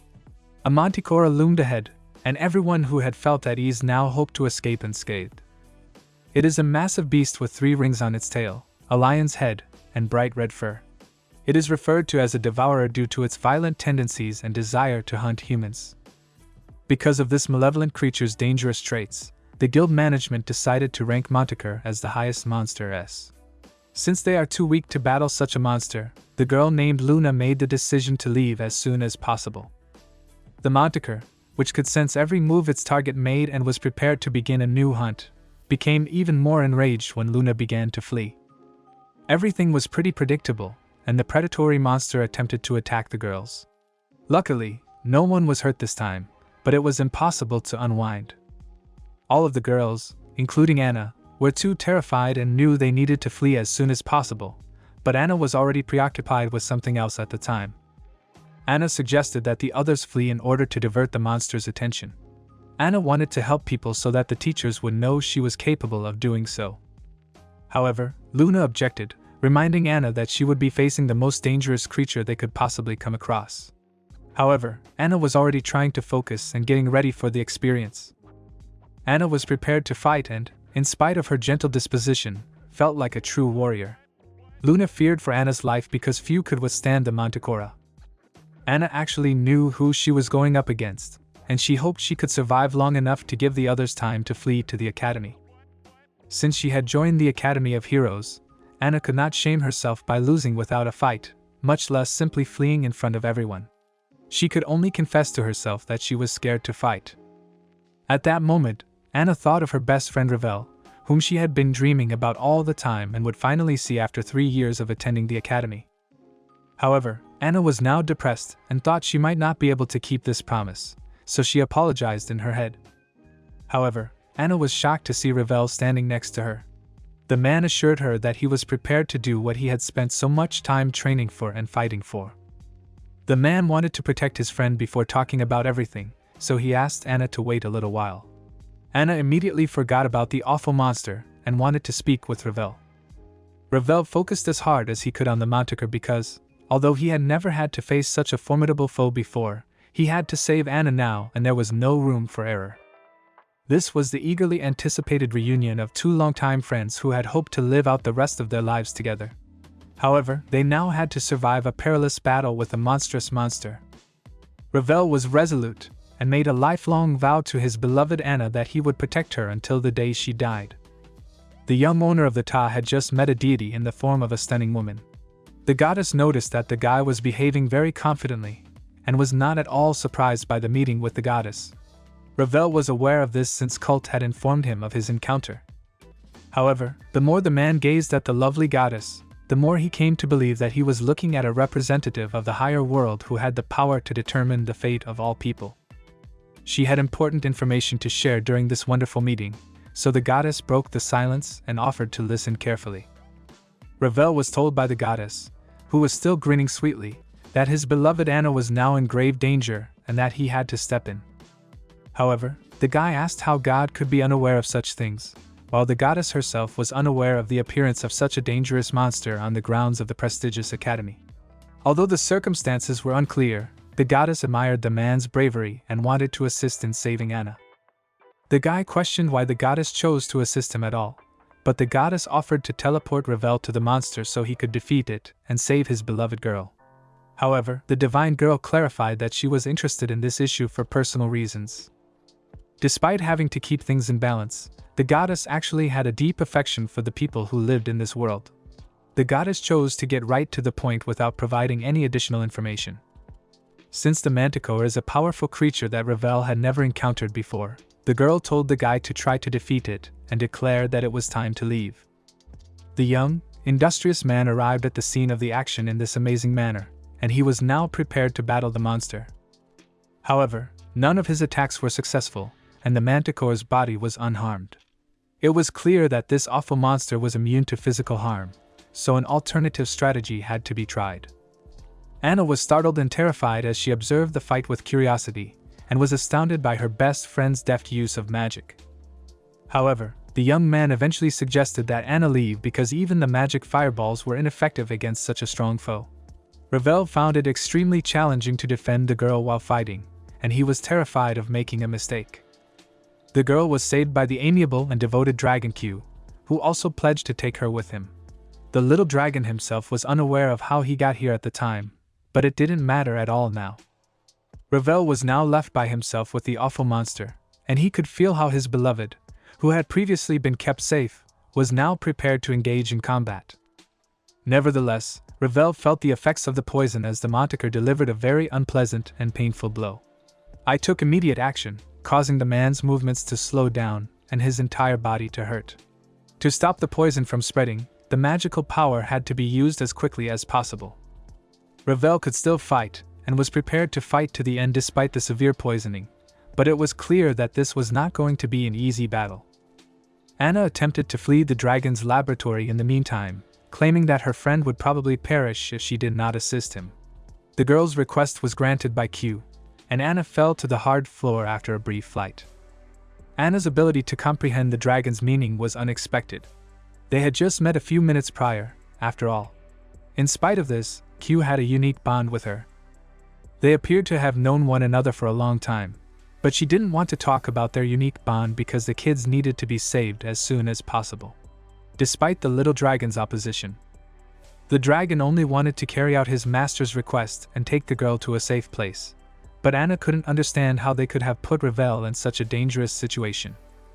Q then acknowledged that he found it extremely challenging to obey orders in such circumstances and to watch his master battle a dangerous monster.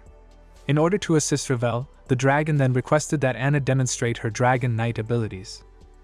The girl started to realize that she had no other option because she was the only one with this talent, and that she now had to use all of her strength to save her friend. Raoul, meanwhile, fought valiantly against the monstrous creature and attempted to stop all of its attacks. Simultaneously, the man attempted to control the use of his strength and enhance his physical attacks through magic. But after a few minutes, the poison in his left hand caused excruciating pain that eventually rendered it immobile. In spite of this, the magical flow here became more intense, which was precisely what Banzo had meant when he had discussed the significance of the unwavering blade earlier. Though it was obviously extremely risky and he could just become paralyzed, I reasoned that if I allowed the poison to spread throughout his body, maybe Ravel would learn to wield the unforgiving blade. Ravel questioned whether he should take such a significant risk, and he thought that maybe he could fool the monster into thinking he was unconscious so that he could land the final blow. The manticore's attacks, however, continued unabated and were extremely taxing for the man who wished to take a brief respite. Fighting the monster was extremely challenging due to its strong animal instincts. Since he would probably lose and die in this battle and not even be able to communicate with his beloved Anna if he didn't activate the unyielding blade strike, Ravel was always looking for a solution. The manticore appeared to have been distracted by another target, as it abruptly stopped attacking. Ravel could at least take a few seconds to rest now. A gigantic dragon, much bigger than the manticore and appearing far more menacing than this poisonous creature, suddenly materialized out of the sky. Naturally, Ravel recognized his cherished pet, which had miraculously grown to enormous proportions. In order to change the outcome of the battle, Anna gave the dragon the order to use his fire breath. Ravel was taken aback by the events, and could not comprehend how his tiny dragon could transform into a monstrous creature and fall under Anna's authority. However, it was unclear if the dragon's amazing appearance would enable Ravel to use his unwavering blade, as he would be paralyzed if it failed. Anna made the decision to stand by her friend and encouraged him to have faith in his own abilities. Despite the enemy's numerical advantage, Manticore was determined to fight to the death, even if it meant facing a massive dragon. Ravel, however, felt his friend's support this time and made an effort to focus his magical abilities as much as he could. The lethal poison was swiftly transported throughout the body by pulsating streams of magical energy, but Ravel attempted to regulate this process and bided his time until he could attempt to use the unforgiving blade.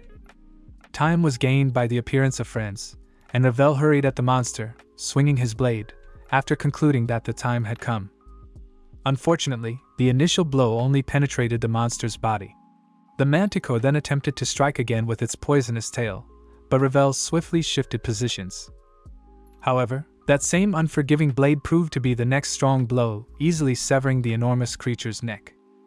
His friends were delighted, and Ravel felt strong and self-assured since he could now master the strike of the unforgiving blade, confirming his reputation as the most industrious person. The unwavering blade was eager for a new mission in the guild after his amazing triumph over the horrible monster and acquisition of the skill, which prepared him for more valiant actions.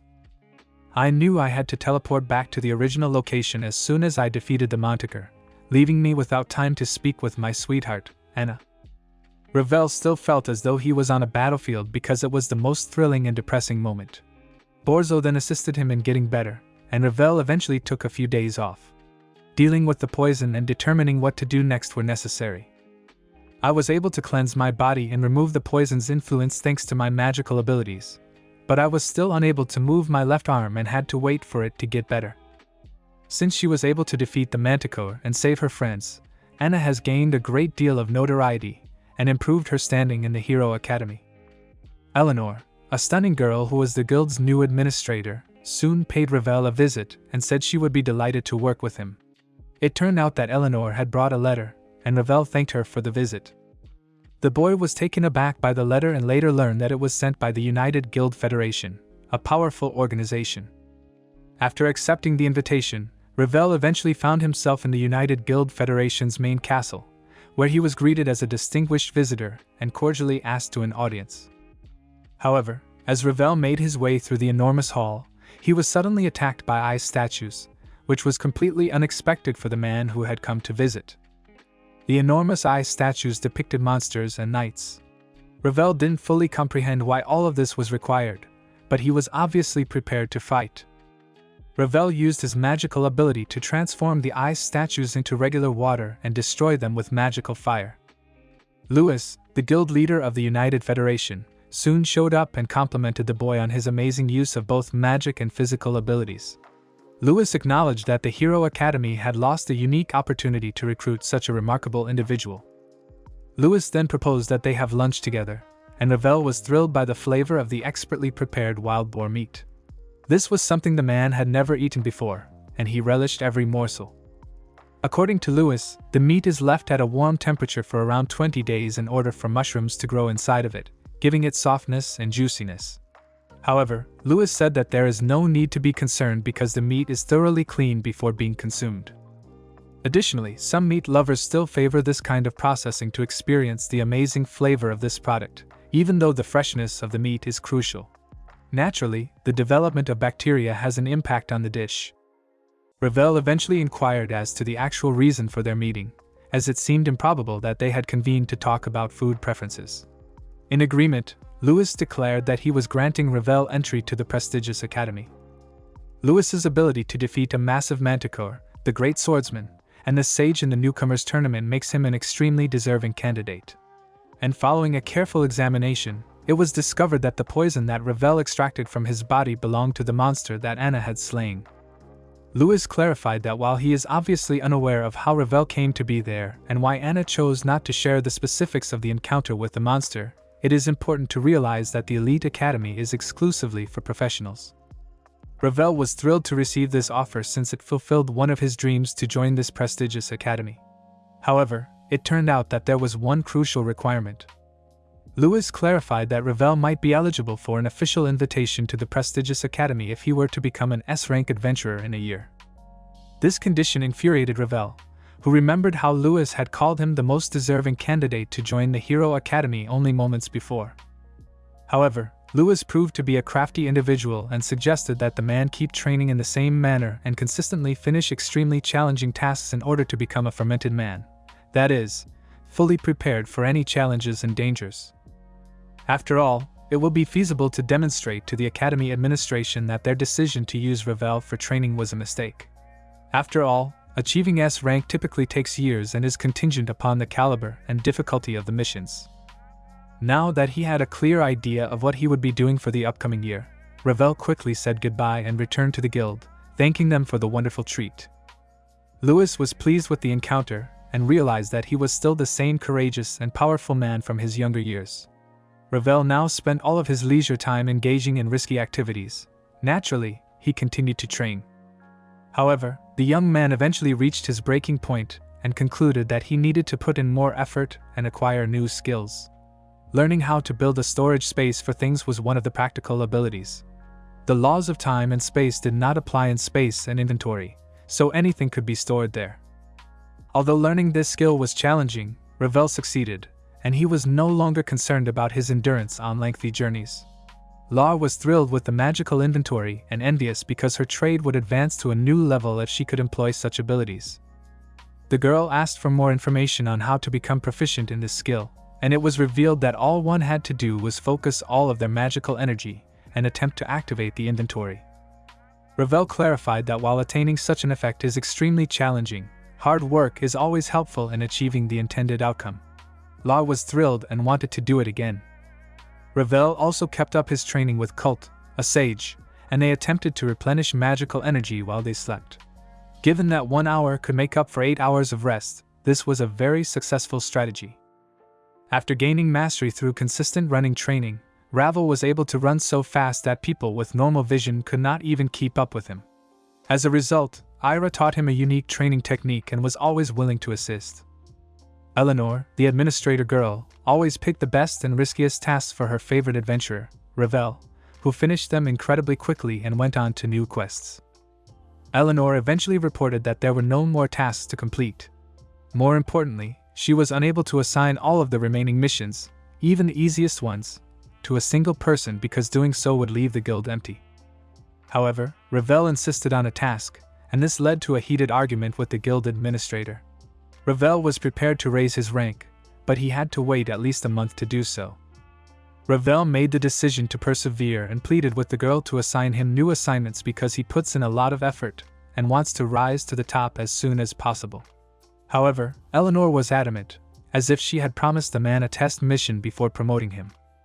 Knowing that Ravel would want to move up in the ranks as soon as possible, she prepared the special task that Lars suggested be completed, even though it would take a whole month. Getting the Minotaur horns on the 20th floor of the Frappara dungeon was the task to raise the rank. Not all adventurers were able to finish this task because it took a lot of work. Ravel thanked the girl for her assistance and expressed his happiness at being given such a challenging task. Ravel pledged to finish this assignment and advance in his position. The administrator girl carefully read the requirements for finishing the task and asked that everyone pay attention to the written text while Ravel was celebrating and holding Lar in his arms. As it turned out, a B-rank adventurer would have to assemble a special team of 2 additional individuals before starting this mission.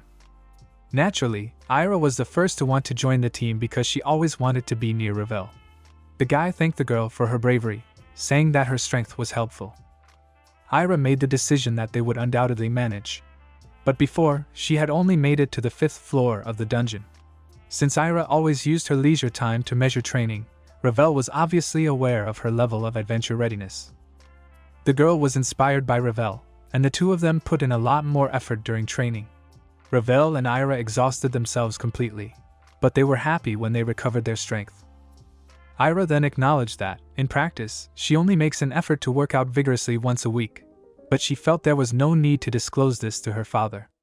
Banzo was aware of it, but he acted as though he didn't comprehend it. Naturally, the sage cult was the next team member, and to Ravel's surprise, he agreed to complete this mission right away. Cult clarified that this would be an excellent opportunity to test out a new magical technique he had recently developed. Cult said that he was excited to see how his new skills would develop and that they could work together to achieve even greater magical feats. Ravel concurred with the wise man.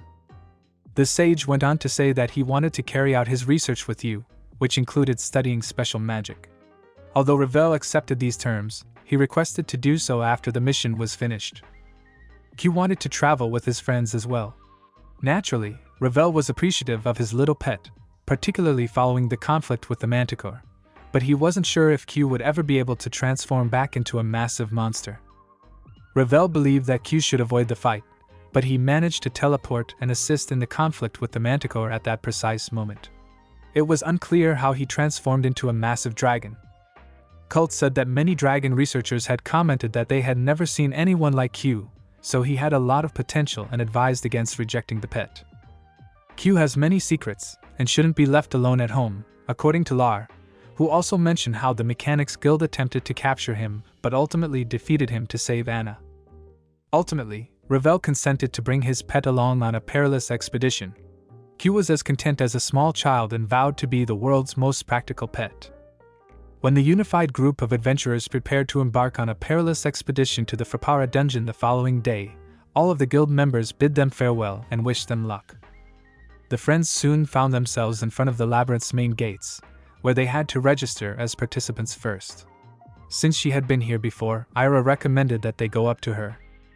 However, everyone was taken aback when they ran into Agito and Lizzie, old friends, close to the registration area. Agito recalled that terrible day when he lost his tournament match and was still upset with Ravel. He now understood, however, that Ravel had come to this maze to rise in rank. Agito, who was selected to complete the mission as well, spent a great deal of time training because he wished to rise in rank.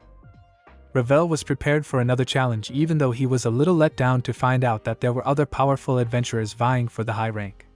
Lizzie, meanwhile, clarified that the rank of adventurers was represented by a particular set of floors. Additionally, you can encounter bosses from lower floors on the upper floors, despite the fact that the monsters get stronger with each level. The fourth floor is where the Minotaur is located.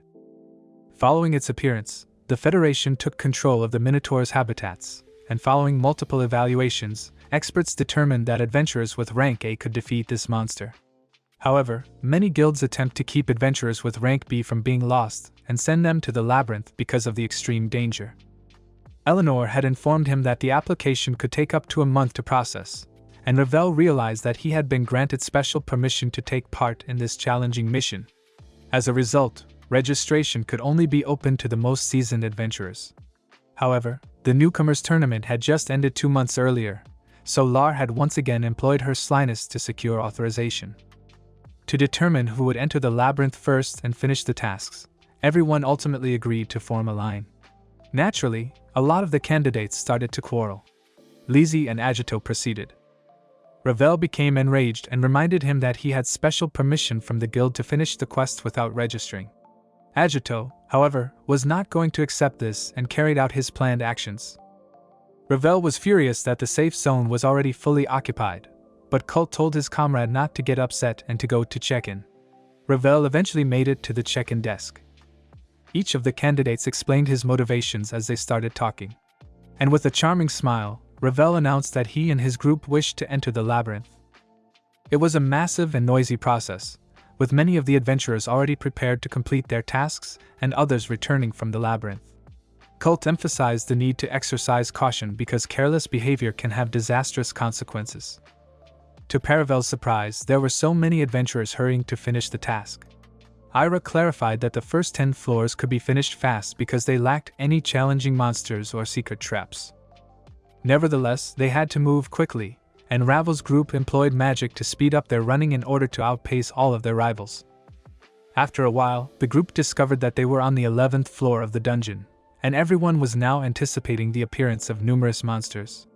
They had to know who they were going up against in order to defeat them. But a magical attack abruptly disrupted the serene atmosphere. A massive rock fell just centimeters away from the team, but amazingly, nobody was hurt.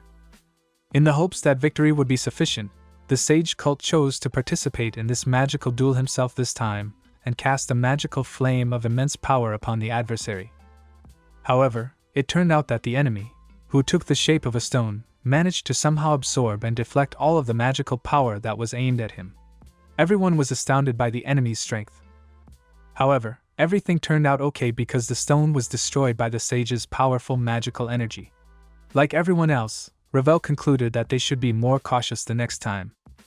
Killing every monster they came across on their journey was linked to the team's continued advancement, but teamwork enabled them to escape even the most perilous circumstances.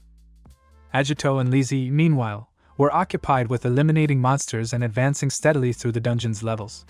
Lizzie made an effort to assist, but this only made Agito more irate. Lizzie suggested that her partner learn additional skills in addition to the primary ones so that he could use a variety of weapons and improve his reaction time. Agito, however, was as self-assured as ever and merely aimed to surpass Ravel. Before long, they were in an odd, deserted area so silent that you could hear your own heartbeat. It was thought that this location might have existed before the special zone. Ravel's team had already made it to the 18th floor by the time Lizzie and Agito arrived, and thus far, nothing was amiss. Ravel. However, Sage Cult feared they would make a mistake. But to everyone's surprise, she acted carelessly and made an unforgivable error. The girl could now die because she stepped on a special button that set off a deadly trap. However, the girl was saved at the last second by the Sage Cult, who applied his alchemical knowledge. Cult described how he carefully considered new opportunities for himself after becoming intrigued by Ravel's skills. Since it was possible to achieve great heights with such a combination, the sage genuinely did not understand why other people did not use such magical magic together. Naturally, talent is required for everything, and only a select few are able to use magic abilities flawlessly. As a result, individuals like Ravel can dispel any stereotypes because of their hard work. However, the sage clarified that Ravel possesses special knowledge and skills because modern magic is much simpler to study than ancient magic. However, because people often fear the unknown, such possibilities may also be frightening to others. Furthermore, Ravel is entirely distinct from other talent owners. Talented individuals form the foundation of the state, which gains strength as a result of this system. The Elite Academy serves as a straightforward reminder of how much talent is needed. In contrast to ancient magic, talents can be inherited rather than tested, and discrimination based on talent has been documented. Naturally, nobody wants to live in a slum, but regrettably, those with limited abilities are viewed as less than human. After giving all of these processes a lot of thought, Cult concluded that maybe even those who bestow talents are unaware of how they operate. However, there might be additional, covert reasons for the distribution of skills. The team managed to make it to the 19th floor of the dungeon in the interim, and the level of difficulty has since increased considerably.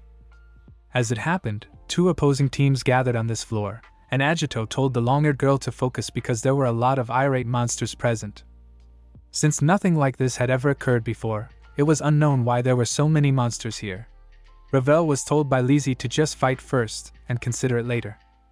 A peculiar phenomenon known as the House of Monsters was the disorderly and sudden appearance of monsters in the labyrinth. And typically a large group of monsters would gather in front of designated dungeon areas. Ravel ultimately concluded that they would reach the 20th floor, where the Minotaur might reside, if they could defeat all of these adversaries. In order to avoid becoming trapped between the Minotaur and those monsters, Ravel wanted to get to the next floor before Agito. Ravel already had a brilliant idea, but the wise man told him not to discuss it with his competitors. Unexpectedly, Ravel chose to handle every monster on this level by himself, leaving his friends and the other team to deal with the Minotaur. Ravel assured everyone else that he would prevent any of these creatures from entering the special area, allowing them to battle the Minotaur in peace. Ravel clarified that it would be sufficient for him to buy some time until the Minotaur died, but Ira wasn't sure. Sage Cult disagreed as well, arguing that Ravel was endangering his mission's completion and that the Federation's leader had given him a limited amount of time. However, Ravel pledged to find an alternative method of leveling up because someone would be in danger if they hesitated. Since it would be much simpler to complete this task together, Lizzie made the decision to stay with Ravel and assist him in fighting the monsters. And the Minotaur could be destroyed by 3 adventurers. Even though Ravel had done him a favor in this way, Agito was still unhappy with the state of affairs and made the decision to carry out his plan and eliminate the Minotaur as soon as possible. In order to battle innumerable monsters, the friends now had to move quickly until Ravel and Lisa were exhausted. But they would undoubtedly become great adventurers if they survived this deadly battle. While their companions restrained the swarm of monsters behind them, Cult, Ira, and Agito stealthily made their way to the 20th floor and rushed to locate and destroy the Minotaur. They then saw the Guild Federation's injured special manager, who had obviously lost the battle and was now telling anyone who dared to be on this level to leave right away. Even A-rank adventurers would not be able to handle the terrifying Minotaur, which proved to be far more powerful than anticipated, the special manager screamed in agony. As Lizzie continued to annihilate monsters, she realized that the enemy assault was not waning and that the monsters' attacks were getting more powerful by the second. Every adventurer was in grave danger and was unsure of how to escape this lethal trap.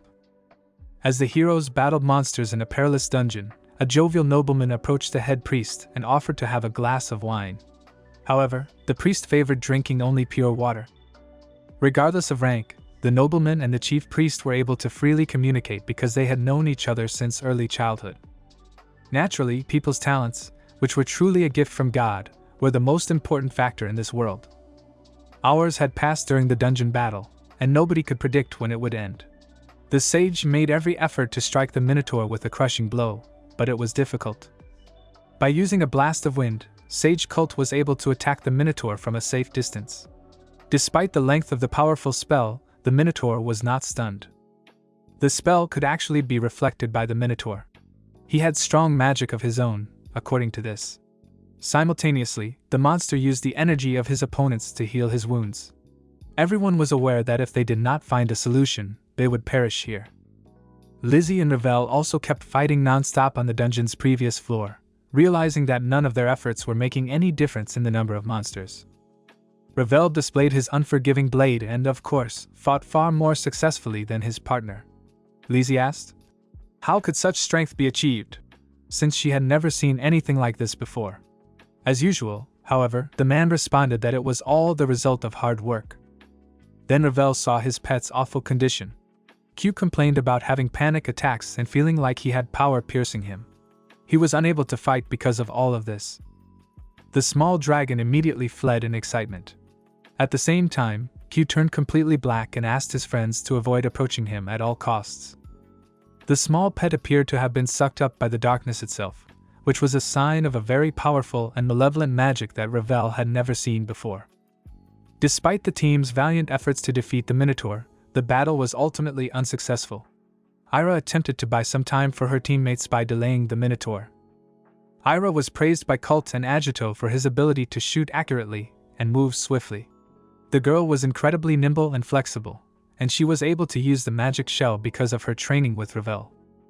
Nobody knew how to handle the Minotaur though. The Sage Cult chose to somehow deny the monster the capacity to regenerate, since they were unable to even scratch his skin. Agito had to become bait in order for Cult to ultimately come up with a solution. The sage then decided to surround his partner with a fiery aura, using his magical powers once more. Agito was caught off guard, and Cult clarified that although the enemy can reflect fire and wind attacks, there is still a chance to strike him with a fire cut. With the aid of ancient magic, Cult was able to create a potent combination and transfer it to another person, which surprised him because he thought of himself as a very selfish person who was only interested in magic spells. All that was left for Agito to do was give this blow his best effort. The little dragon had grown into a massive monster that was destroying everything in his path, and Lizzie and Ravel were attempting to determine what had happened to him. Q was acting more aggressively than in his previous incarnation, which Ravel also observed was a significant change. Because the situation was too risky, Lizzie made the decision to attack the dragon and eliminate it while she still had the opportunity. Ravel, on the other hand, was obviously opposed to it and made an effort to keep his pet safe in spite of the girl's belief that the dragon was no longer a happy, little baby dragon. Ravel, however, continued to protect Q in spite of the threat. Ravel simply could not abandon his cherished pet, whom he regarded as a friend and member of the family rather than merely a monster. The dragon was actually impacted by these words and started to change once more. The massive dragon started to roar and writhe in excruciating agony. However, after a few minutes, he was able to control his anger and became a small pet once more. Ravel was now prepared to be cruel and would destroy anyone who dared to approach his little friend. Ravel strode forward, slaying every monster in his path, and his fury now only made the young man stronger. Like Ravel, Agito, his erstwhile adversary, charged forward, bolstered by the sage's enchanted fire aura. Despite all of his flaws, Agito was still a very courageous explorer, and he attacked the enormous Minotaur without hesitation, attempting to strike him with crushing blows. Ira continued to use her pistols to attack the monsters without pausing for a moment. Even from a distance, the girl was able to control her magic bullets with ease and signaled the direction of their flight. Ravel demolished everything in his path as he went from destroying monsters to becoming a true berserker at that very moment. When their plan succeeded and the enormous Minotaur no longer posed a threat to their lives or safety, Ira, Colt, and Agito experienced a tremendous sense of relief. Lizzie calmly observed her partner, who had annihilated every monster and was now bewildered, on the dungeon's previous floor, where everything was likewise silent. Ravel was too shocked by everything that transpired to control his emotions, and when he looked at the small dragon, he lost control. The man crying was under a lot of stress.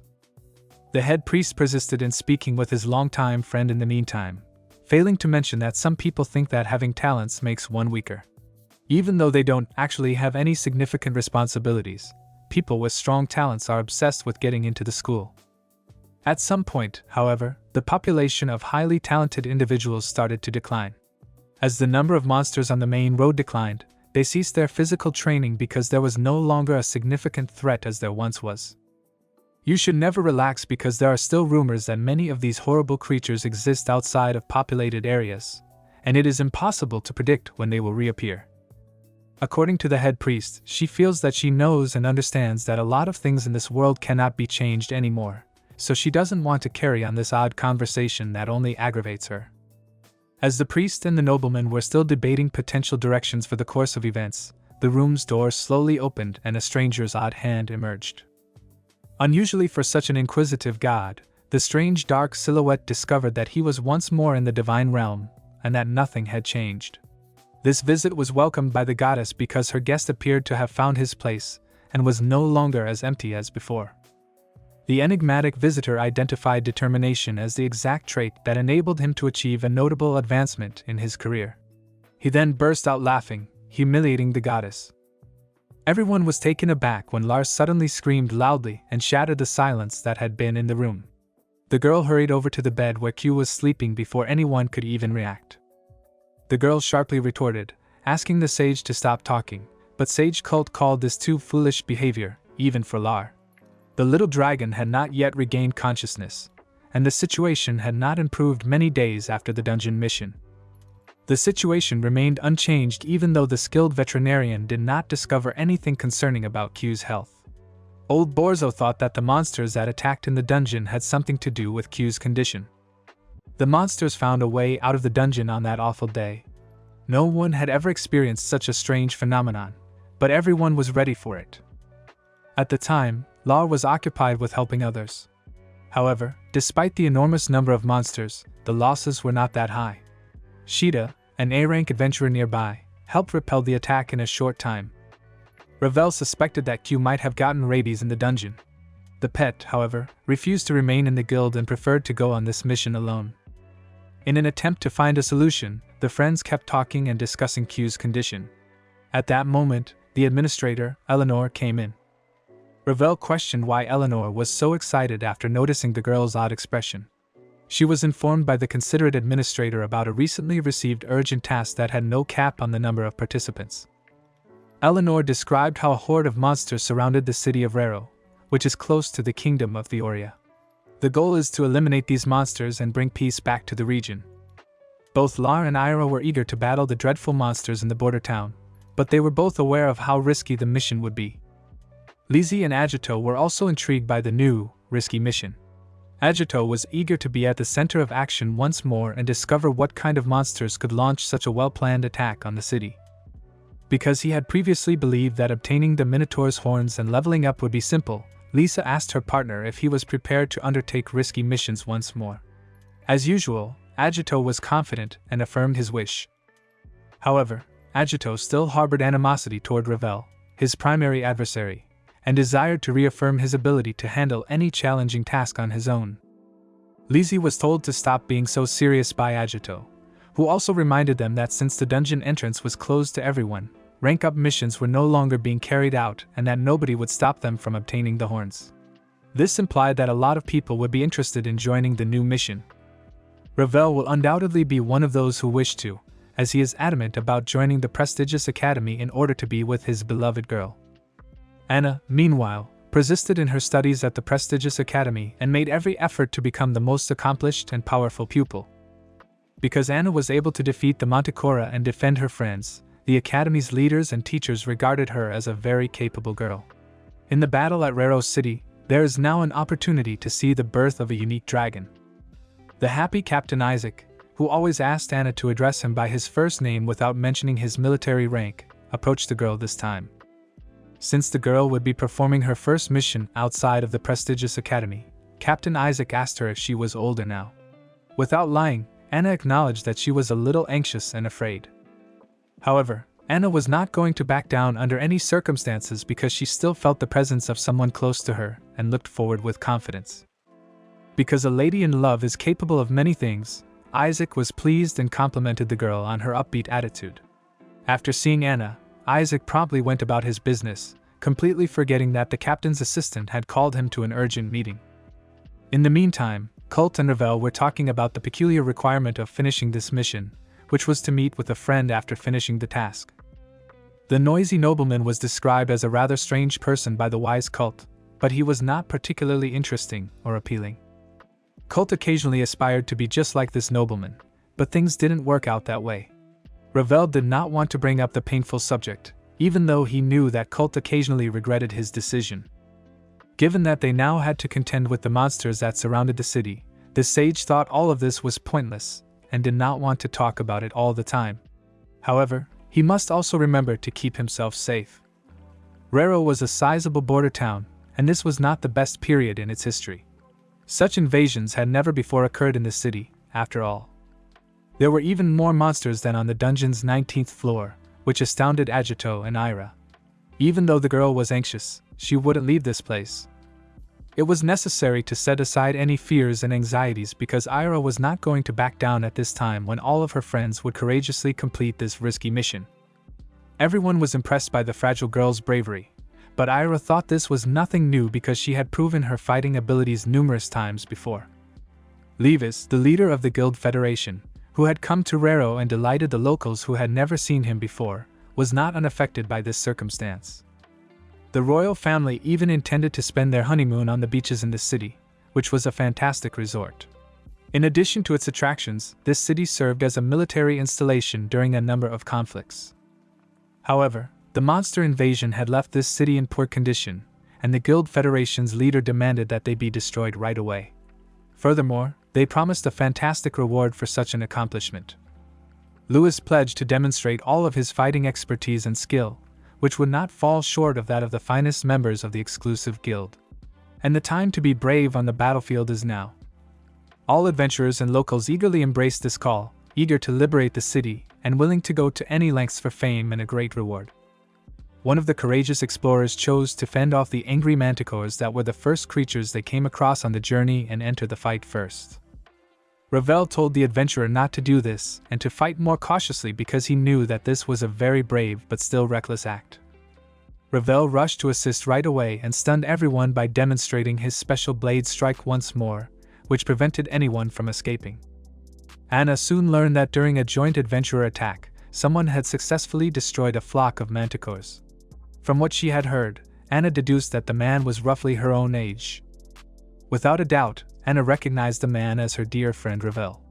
Overcome with emotion, the girl rushed to locate Captain Isaac. The girl decided to begin fighting the monsters as soon as possible and hurried into the dragon's saddle. Captain Isaac applauded the girl's courage and was not opposed to it. After Anna, the other delegates from the prestigious academy also made the decision to attend this significant occasion, particularly because Captain Isaac cherished impressive displays. The finest fighters from the prestigious academy were now racing to their aid after Ravel and the other adventurers fought valiantly, making every effort to keep every monster under control.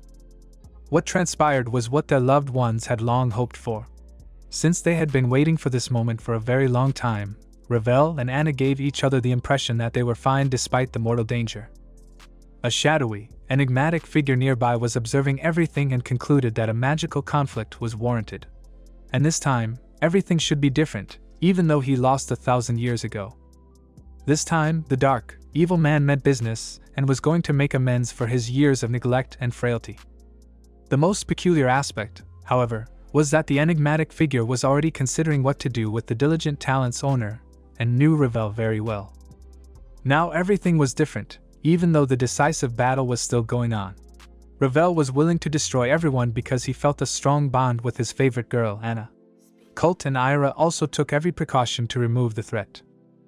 At that point, the appearance of a terrifying, enormous S-rank Hydra startled all of the adventurers. Ira cautioned Agito and told him to exercise caution. Some courageous explorers sadly perished in the monster's wrath as a result of the Hydra's devastating magical attacks. However, the sage Colt stepped in at that precise moment, displaying once more extraordinary magical powers and using fire magic to both weaken the monster's protective fields and destroy numerous creatures. Colt was self-assured, took a very bold action, and then recommended that this be completed as soon as possible in order to care for his injured comrades. However, Colt was reminded of the jovial nobleman when a strange silhouette of a headless man emerged to greet the sage. Colt was enraged, and even though I was in imminent danger, I was not going to back down, particularly since he had to rid this city of monsters, just like everyone else. The invasion included flying monsters in addition to the typical swift-moving monsters, and Ravel realized that he would not be able to easily reach the enemy while in the air. However, Anna saw a chance to demonstrate her abilities in this scenario and, with the help of her pet dragon, attacked the flying monster right away. Ravel watched Anna, pleased with the outcome. Ravel, however, experienced a powerful magical flow at the same moment, and surmised that someone might be specifically controlling this army of monsters. Q described how he felt awful at the time and was suddenly filled with an odd energy. Ravel used auxiliary magic and accelerated his movement as much as he could in order to change the course of the battle as soon as possible and discover the real causes of the invasion. Ravel thus found himself on the roof of a tall building, where he could see the creature that might have planned this attack. An odd energy emanated from a dark silhouette, or rather, a black shadow. Ravel was totally certain that this cloud of black magic was the cause of everything that was going on, and that perhaps this city could be saved if it were destroyed. The mysterious adversary, however, was obviously not going to give up so easily and clarified that the events were all reminiscent of the great monster bath that had taken place a few years prior. His cherished pets are now performing their duties flawlessly, and nobody can stop them. He tried to attack the unidentified enemy right away because he was not going to put up with any more of this bullshit. However, he encountered an impenetrable barrier as soon as the blade got as close as possible to the cloud of black energy. He heard a powerful blow, and the crunch of a breaking blade. Ravel lost his balance and flew back several dozen meters due to the force of the blow. Additionally, the black energy persisted in its active behavior and made the decision to eliminate the adversary. Everyone in this battle gave it their all in the hopes of achieving the shared victory, which could only be attained through intense combat. Unwilling to give up, Ravel threw a piece of his blade into the black mass despite having lost his weapon. The industrious man, however, was once again taken aback by the enigmatic adversary's counterattack. He could not fully absorb this magical blow, and felt his body ebbing. The mysterious enemy miraculously stopped Ravel's movement with a single motion of his black hand, then grabbed him. Ravel had been given a great talent, according to the Dark Man, and could now learn a lot more about the Great Monster War. Raoul wondered how the trash even knew his name, but he was unable to escape this trap. Ravel, however, felt information about the great magic war between humans and monsters pouring into him without waiting for a response. The gods gave humans unique abilities to defeat the monsters because they could not let them lose. As he watched his victim with pleasure, the evil mastermind behind the monster attack started to realize the true purpose of Ravel's life. Then, despite the fact that this is not the ideal setting for such discussions, the mysterious monster chose to tell his victim a fascinating tale. Ordinary people only need to know that the end of the world is near and that it is time to let go of all of their hopes and desires. With a single motion of his hand, the dark monster began to channel his power into the monsters and direct their movements, announcing the expanding magic of dispelling. A lot of adventurers were unaware of what was going on. Since they were no longer able to use magic spells, this was just not possible. The monsters stepped up their pressure now. It turned out that the dark monsters had rendered all of the adventurers incapable of using their talents, and they were now in danger of total annihilation. The monsters gained the upper hand in this battle thanks to the increasing dispel magic. The dark monster acknowledged that he had long been anticipating this opportunity to unleash all of the magical energy that had built up over a millennium. Ravel was then informed by him that all of the talents that people take such pride in are actually a curse. The dragon started to circle erratically in the air, and Anna lost her ability to control it at that point as well. Despite her best efforts, the girl was unable to maintain control over the enormous, flying monster. Anna was consequently flung from a height of several dozen meters after losing her balance. However, Q saved Anna from a severe fall to the ground at that precise moment. The monster was thanked by the girl for his assistance. She then inquired as to why Q was present, and when he was able to regain consciousness. However, the dragon tried to attack the adversaries after realizing that this was not the ideal time for conversation. However, a massive flying creature that was significantly bigger than the dragon suddenly attacked Q and Anna. This time, however, Anna was more assured of her abilities and managed to fly alongside the monster, giving him a crucial blow with her blade before landing back on Q's back. After complimenting the girl on her exceptional agility and lightning-fast reaction, the dragon recommended that they locate Ravel together as soon as possible. Q acknowledged that he had learned a lot of new things and that his memory had changed. He must therefore hurry before the entire city is destroyed in order to return something crucial to his master as soon as possible. The adventurers are in a panic, feeling vulnerable and unable to use their talents due to the evil influence of the monster's dark leader. The enemy can only affect contemporary magical abilities though, as the sage cult soon discovered that old magic is still effective. Finding out how this was possible was the only thing left to do. The wise cult chose to teach his adversary a lesson at all costs, and maintained his focus and alertness despite the circumstances. The girl acknowledged that she had lost the ability to shoot, as she had previously done so with the aid of her talent, while Agito and Iroh were hiding from a massive monster. Agito was enraged at his lack of strength and was clueless about how to get out of the lethal trap. Q was searching for Ravel while circling the city at that precise moment. After a few minutes, the devoted pet saw his black magic-blocked master. Immediately, Q came down and used his fireball to attack the monster leader. Anna wasted no time either, rushing to strike the enigmatic creature with a blade, but the enemy was completely unaffected. Ravel made an effort to escape, but it was difficult. Only Q relied on his power because no one really knew how to defeat such a dangerous opponent. Ravel was counseled by the monster's evil leader to apply his knowledge and realize his own futility. However, Q made the decision to silence the monster by using his power. Ravel was set free after the devoted pet swallowed the evil leader. Q asserted that perseverance always pays off, so even in dire circumstances, one should not give up. He also stated that he has one duty: to return to his cherished owner. It turned out that the enormous dragon wished to provide Ravel with past memories that would enable him to predict the future. But to everyone's surprise, the Dark Lord of Monsters reappeared and said that no one could stop him because he had been waiting for this moment for a very long time. Ravel, however, was incensed at the Dark Monster's arrogance and betrayal, and his confidence only served to infuriate him. Where the face should have been, the industrious boy struck with all his strength. The force of the blow caused the monster to sidestep and strike the wall. It was an expression of old magic that was impervious to destruction. Ravel continued to attack the awful, dark monster, who was confused by what was happening, despite this success. Ravel was peacefully unwinding many years ago, when his friend made the statement that everything must be taken seriously because every choice could have a number of repercussions. Furthermore, we must not overlook the fact that the entire world has already lost equilibrium, indicating that their significant task is now finished and that they must consider other options. Their crucial task was to closely examine various worlds to determine which ones were best suited for life. Unfortunately, because the strong ruled over the weak, this world did not turn out to be ideal. Naturally, there were a lot of these unjust worlds, but there was one in particular. Even though they appeared to be divine observers, people in this world only had very brief lives. Humans developed quickly, used sounds for hunting, and quickly grew their territory.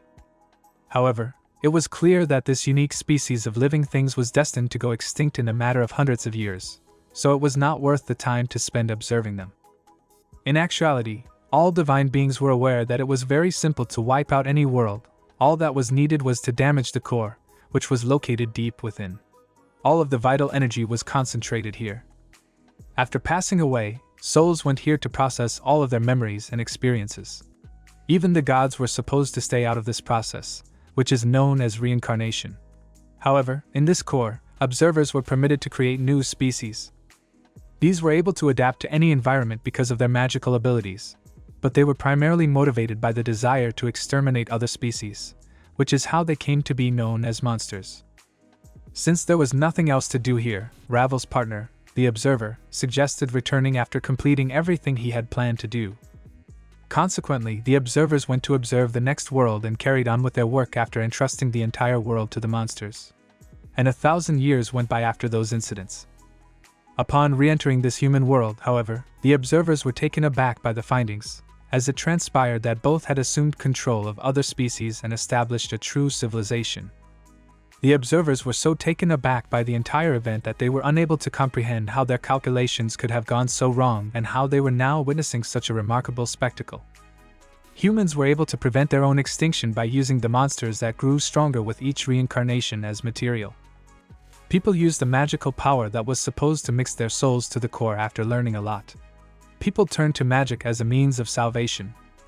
Since only divine observers can be held accountable for the wisdom of this world, people shouldn't even be aware of such techniques, let alone employ them. As a result, the observers were unsure of how to handle such an anomaly.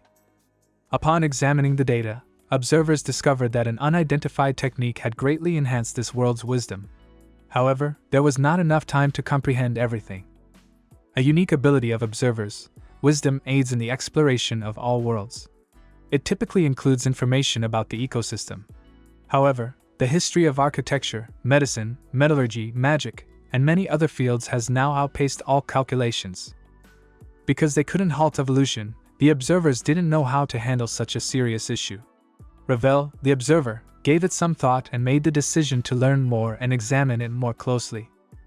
Ravel had to appear in the city among regular people due to intense curiosity, even though the observer was aware of the primary rule that he should never interfere. Even though this world was full of horrible monsters, it was astonishing how advanced and well-kept this place was. Ravel was astounded by the capacity for human growth. The sight of a young girl playing peacefully with a monster startled the observer the most. Since monsters were only meant to kill, it didn't seem possible. Quickly picking up human language, the observer asked the girl how she could play with the bridge. However, the girl merely expressed regret and begged the stranger to spare her cherished pet. The girl claimed that although the monster occasionally irritates and hurts her, he is only playing and has no malicious intent. Thus, they take pleasure in conversing, eating, and playing together. With her pet in her arms, the girl pledged to put in a lot of effort so that the small monster could one day join her family. The child's words deeply affected observer Ravel, and his encounter with the happy girl marked a sea change in his life. Ravel recalled that time when he spoke to a young girl because of old memories. She showed him the proper way to do it while enjoying a tasty bun with jam. Additionally, the girl was delighted to speak with an unfamiliar man who struck her as both interesting and kind. She always came up with new stories to tell, and she and her pet enjoyed doing so. In the beginning, this world was created by a human being. There were hundreds of trillions of worlds because she devised a way to carry out such actions continuously. However, the immortal being did not like it when these worlds started to fall apart. As a result, the goddess started to feel empty inside, and it appeared that her actions had no purpose. At least one of these worlds would not vanish, and that was the goddess's greatest wish. However, it would take hundreds of years to observe every world because there are so many of them.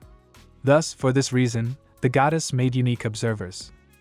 It was their responsibility to monitor the measurements and determine what was livable. The Watchers were required to report everything to the goddess because they understood that they could not expect forgiveness if they failed. Consequently, the goddess discovered a world that is constantly evolving because of hardworking people, making it ideal for more ambitious objectives. Since they even called magical beasts into this world, the observers were still unsure of how exactly this occurred. Perhaps they had misinterpreted everything from the start. Despite being designed to observe and make judgments, observers made mistakes. And if that occurs, it becomes unclear why they are there in the first place. The observers concluded that they might have erred in their decision this time, but it was odd because magical beasts were included in the life cycle in this world. And maybe the goddess would be happy with the outcome if there were no indications of destruction. Unfortunately, this does not make up for the fact that they, as observers, made a mistaken decision, and it is uncertain if they will be able to stay observers at all. However, Ravel's partner reminded him that there should never be any indication that observers are making mistakes. The observer just vanished after that. A massive, angry monster then attacked the populace, and nobody was able to handle it. Numerous hunters attempted to contain the monster, but every group was ruthlessly wiped out. But ultimately, a stranger by the name of Ravel saved the day. This young man demonstrated amazing skill with the blade and defeated the monster by himself. However, Ravel disregarded the regulation that prohibited onlookers from interfering with life, and observers had to join this world when it occurred. Additionally, Ravel was still able to use his magical powers even after he became a living being. Of course, though, he underwent irreversible internal changes. Ravel felt different because his new body could age and die like everyone else in this human world, and the precious immortality was gone.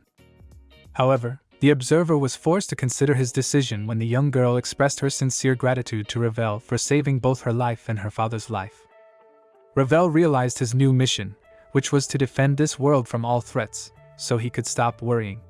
Ravel made the decision to battle monsters right away, and a so-called magical war soon followed. Anna soon came back and said she felt a lot of magical energy. The girl's greatest dislike was fighting, but she was the only one capable of conducting aerial reconnaissance in this scenario. She obviously had a great time flying with Q. Anna had a deep affection for the amiable dragon, and it was difficult to overlook their amazing bond. They appeared to be flying together even in the afterlife.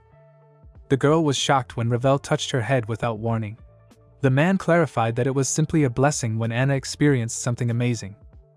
Anna eventually developed the skill of a dragon rider, fulfilling Ravel's wish that she would learn to fly a dragon in her next life. Anna was thrilled to hear this news and was thrilled to have such a wonderful gift in her next life. The girl's laughter pleased Ravel, who enjoyed hearing it. Ravel was always looking for the real meaning of life and recalled that observers were only meant to watch and judge.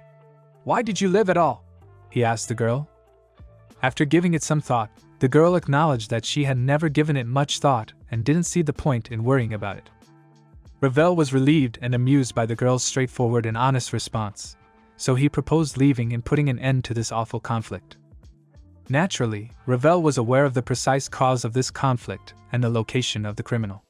However, every effort to save lives and put an end to this conflict was extremely risky. Ravel eventually arrived at the proper location and was free to do as he pleased.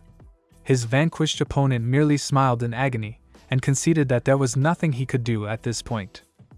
Since he was unable to fully use the limitless magic power that the goddess had bestowed upon him, not even to create formidable magic monsters, Ravel attempted to ascertain what had happened to it. This meant that his partner, the observer, had devised a different plan. The defeated observer, however, kept laughing and claimed that humanity was still putting up a fight. He must therefore pilfer that endeavor. Furthermore, people are merely creatures that learn from their mistakes. Humans must thus lose in order to gain strength over time. Ravel will die after 1,000 years when people will begin to rely on divine assistance and forget about their own efforts. However, the great magical war might recur more than once before then. Ravel was enraged and did not realize that destruction was the only option. Furthermore, none of this would change the fact that their calculations and observations were flawed. Ravel's partner, however, continued to make fun of him and remind him that he was merely a spectator who was destined to watch and pass judgment. As a result, he only had one opportunity to go wrong.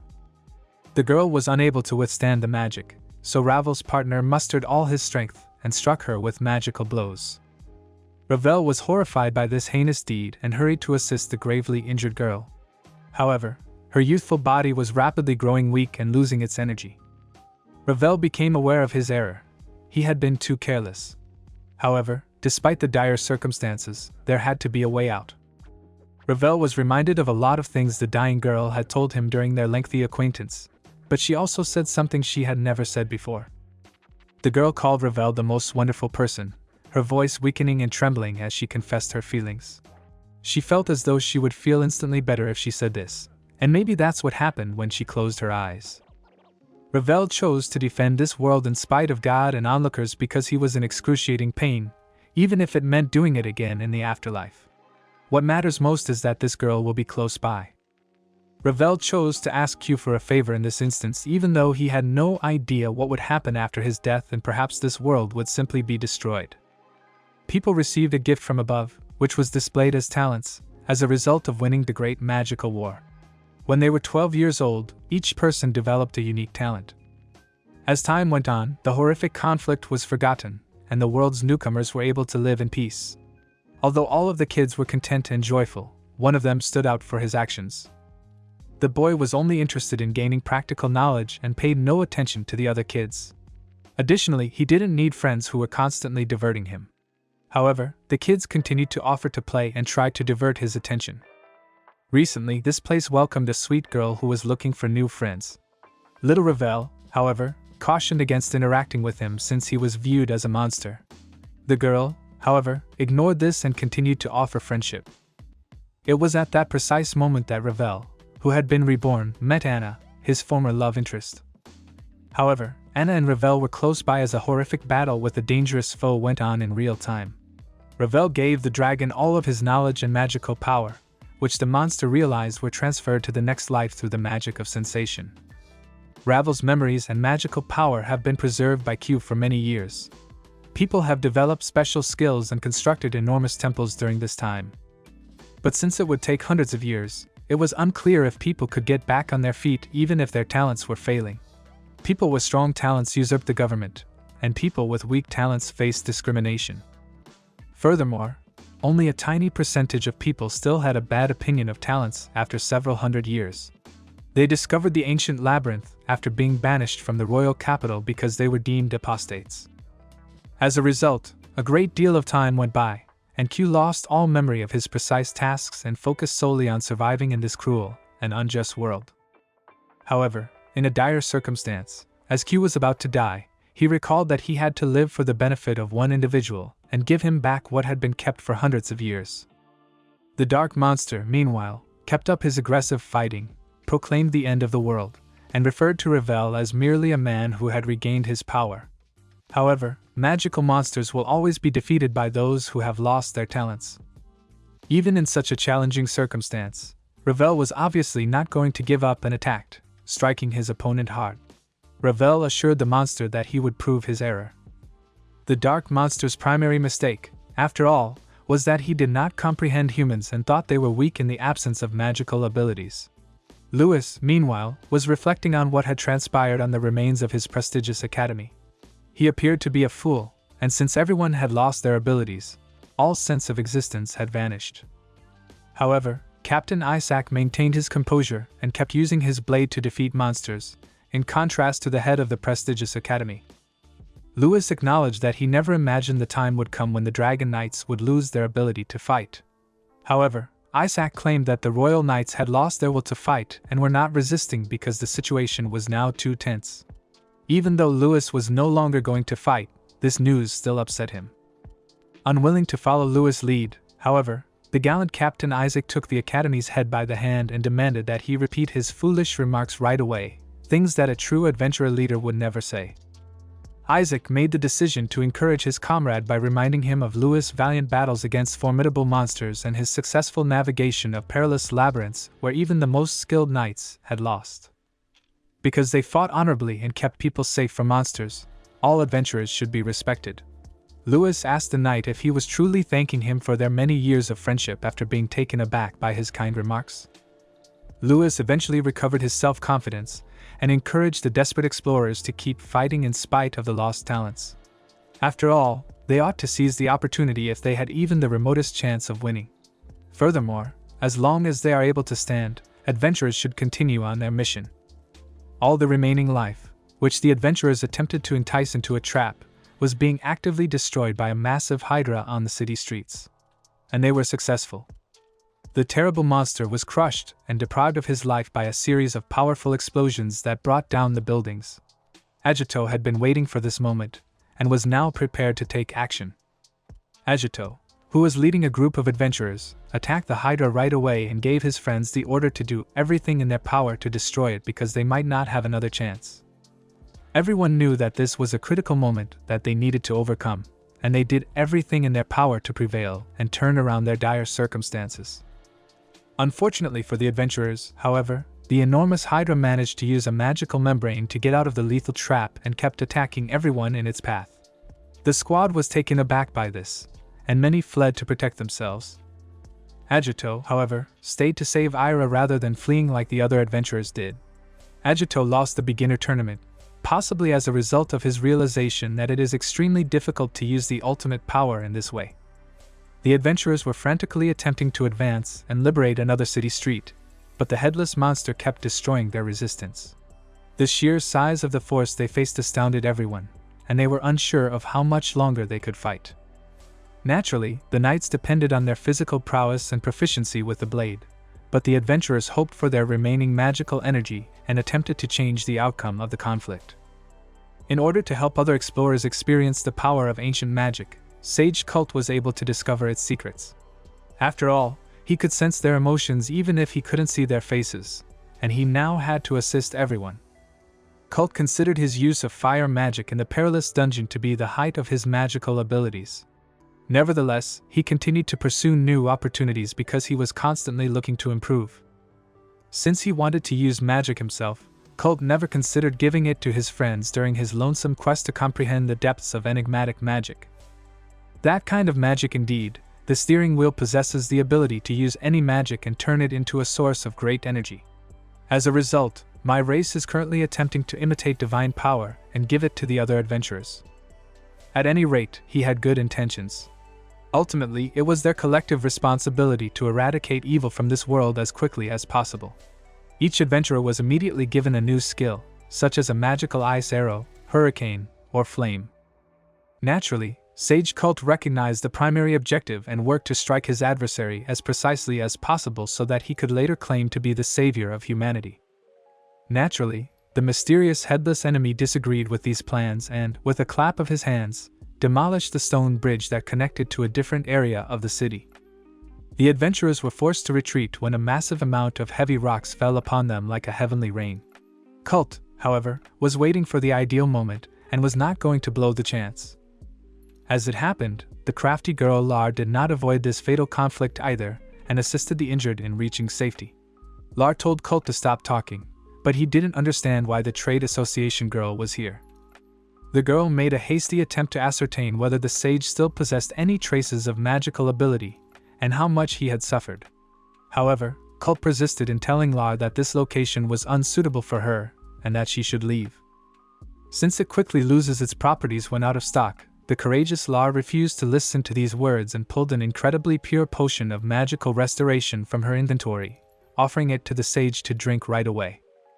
The fact that someone who detested all things magical could somehow learn to use the magical storage astounded Sage Cult. Lar, on the other hand, simply laughed and acknowledged that she was truly tormented by learning magic. However, Ravel was still able to teach her this skill. The girl's magical abilities were nearly gone, but Cult's condition had improved. Why did she notice this? Lar requested that a bottle of elixir be given to her. It turned out, however, that the sage drank it all.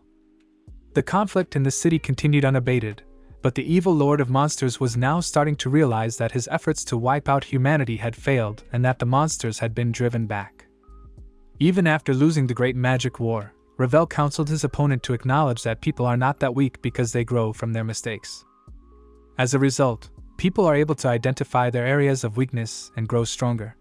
Because of this, people reflected on their mistakes for a long time, learned from them, and came to the conclusion that they could be stronger if they worked together. All of this was referred to as the evolution of consciousness, which facilitated human development. Ravel made the decision to show his opponent that everyone has a distinct personality, and that people can be strong and purposeful.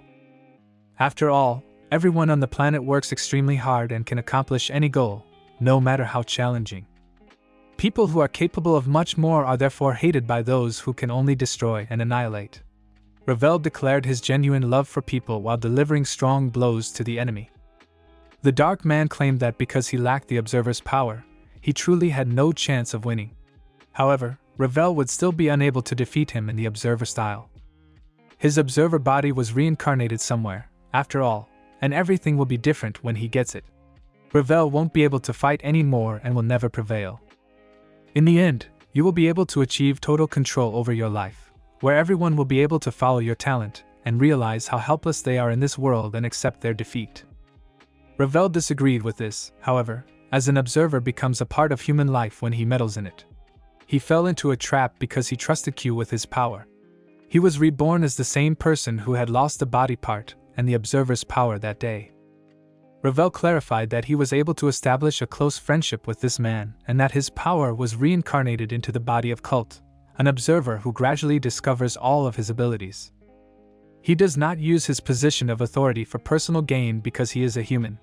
And since he is a member of humanity, he will not wish to destroy this world, even if he must stray from the correct course. Ravel's former comrade learned a lot from these words because they now have to despise one another and keep fighting until someone wins the battle. The Sage Cult led all the knights and adventurers in valiant combat, but Ravel sensed something familiar. He seemed to be taken to an entirely different location. He reappeared in front of the goddess, who was happy that the man had recalled all the significant events from his previous life. Ravel finally realized that she, not the onlooker cult, was the source of his talent. After confirming this suspicion, the goddess claimed to have arranged for Lar to meet him and then introduce him to Q, who possesses the observer's power. In order for them to cross paths again in the future, the goddess also gave Cult instructions to help Ravel. It was also a very clever and strategic plan. The reincarnation of another girl was supposed to take Anna to the safe place when she was in mortal danger, but she transferred Ravel and Q because she wanted to regain power and become an observer. The goddess concurred and pointed out that an average person would never do such a thing, and that Ravel had defeated the manticor without the assistance of an observer. Ravel asked for a response to a crucial query. Why has this observer progressed so far and acquired the most potent magical skills despite breaking the most crucial rules and being trapped in a cyclical life?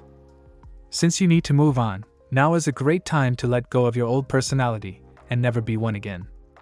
The goddess emphasized that the observer must be perfect in all of its forms, but one special one emerged that altered everything. This observer responds by adding drama and humor while ignoring observation. It can be referred to as inferior, but when the goddess created it, another observer objected, stating that she wanted to remove the inferior from history. And now everyone needs to realize that it was precisely because of them that the world they so meticulously observed was created. After all, this flawed world became unique because it was created by a flawed observer. Because of this, the human world became fascinating, significantly defied divine expectations, and made for enjoyable entertainment through the study and observation of human development. Ravel must now choose whether to remain in this human world with his friends or return to being an observer now that his power has been fully restored. Ravel, the observer, clarified that although he doesn't know anyone there and that this world no longer requires his power, another Ravel has made a lot of friends there.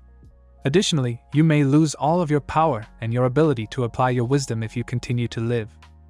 The reincarnated Ravel responded that he did not regret his decision because he could use his amazing talent of diligence to grow stronger even in the absence of wisdom and the power of an observer. Furthermore, he was thankful to the observer Ravel for being able to pass on the knowledge he needed through time, as he had already discovered it in his memories. Q was able to transmit memories and a great deal of magical power because of a piece of the dragon's magic. However, this fragment is now hazardous. At that moment, the goddess agreed and laughed. The demon can, after all, come back to life with this fragment, and his only goal is to obliterate the human world. Ravel's reincarnation thanked him for his strength and memories from his past, but he was reminded that even the highest-ranked adventurer could only go 200 floors, and the central core was on the 1000th floor. Because humans are the most industrious animals on the planet, Ravel was prepared to finish the task even though it was extremely challenging. The goddess made the decision to give them a new partner when the other person chose to go back to work as an observer. In order to give the flawed observer who will never change the chance to live, the goddess then described how she brought back the soul that had perished close to the center core. Lard discovered 2 years later that it was possible to shorten the path used to supply the army with supplies. The girl was then taken aback when the wise cult sent her a letter. As she carefully unfolded the letter and attempted to read the message, which discussed the Academy of Heroes, everyone stared at the girl in astonishment. Naturally, Lar saw herself as a merchant and had no desire to alter her lifestyle because, even in this representation, she could sway the most courageous heroes. She now has to start negotiating with the king's representative. Its magnificent design and immense size delighted Agito and Ira, who found themselves in the exclusive Academy of Heroes. Even though the heroes are currently struggling because their abilities have been lost, this location still has a lot of incredible things. It is odd to consider those who passed the exam without any skills, and many people wish to come here despite their lack of talent. However, since they could do it themselves, Agito told his friend not to consider it. Furthermore, cult and other magic enthusiasts congregated here. In any event, you should be proud of the chance to attend this academy. And you can become the strongest if you work hard enough. Naturally, when friends band together, they can achieve a feat that is far superior to that of the earlier heroes. When Agito inquired as to who had accomplished the feat earlier, it was discovered that he had merely vanished into thin air.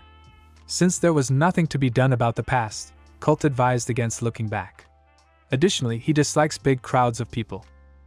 As the newbies were being trained, a happy Anna explained that they could ride a dragon even if they lacked skill because all they needed to do was try and want to. You must also realize that the most crucial thing in this situation is confidence because the dragon is also afraid of humans. This means that you must act cautiously and slowly in order to end up becoming a true friend to the monsters.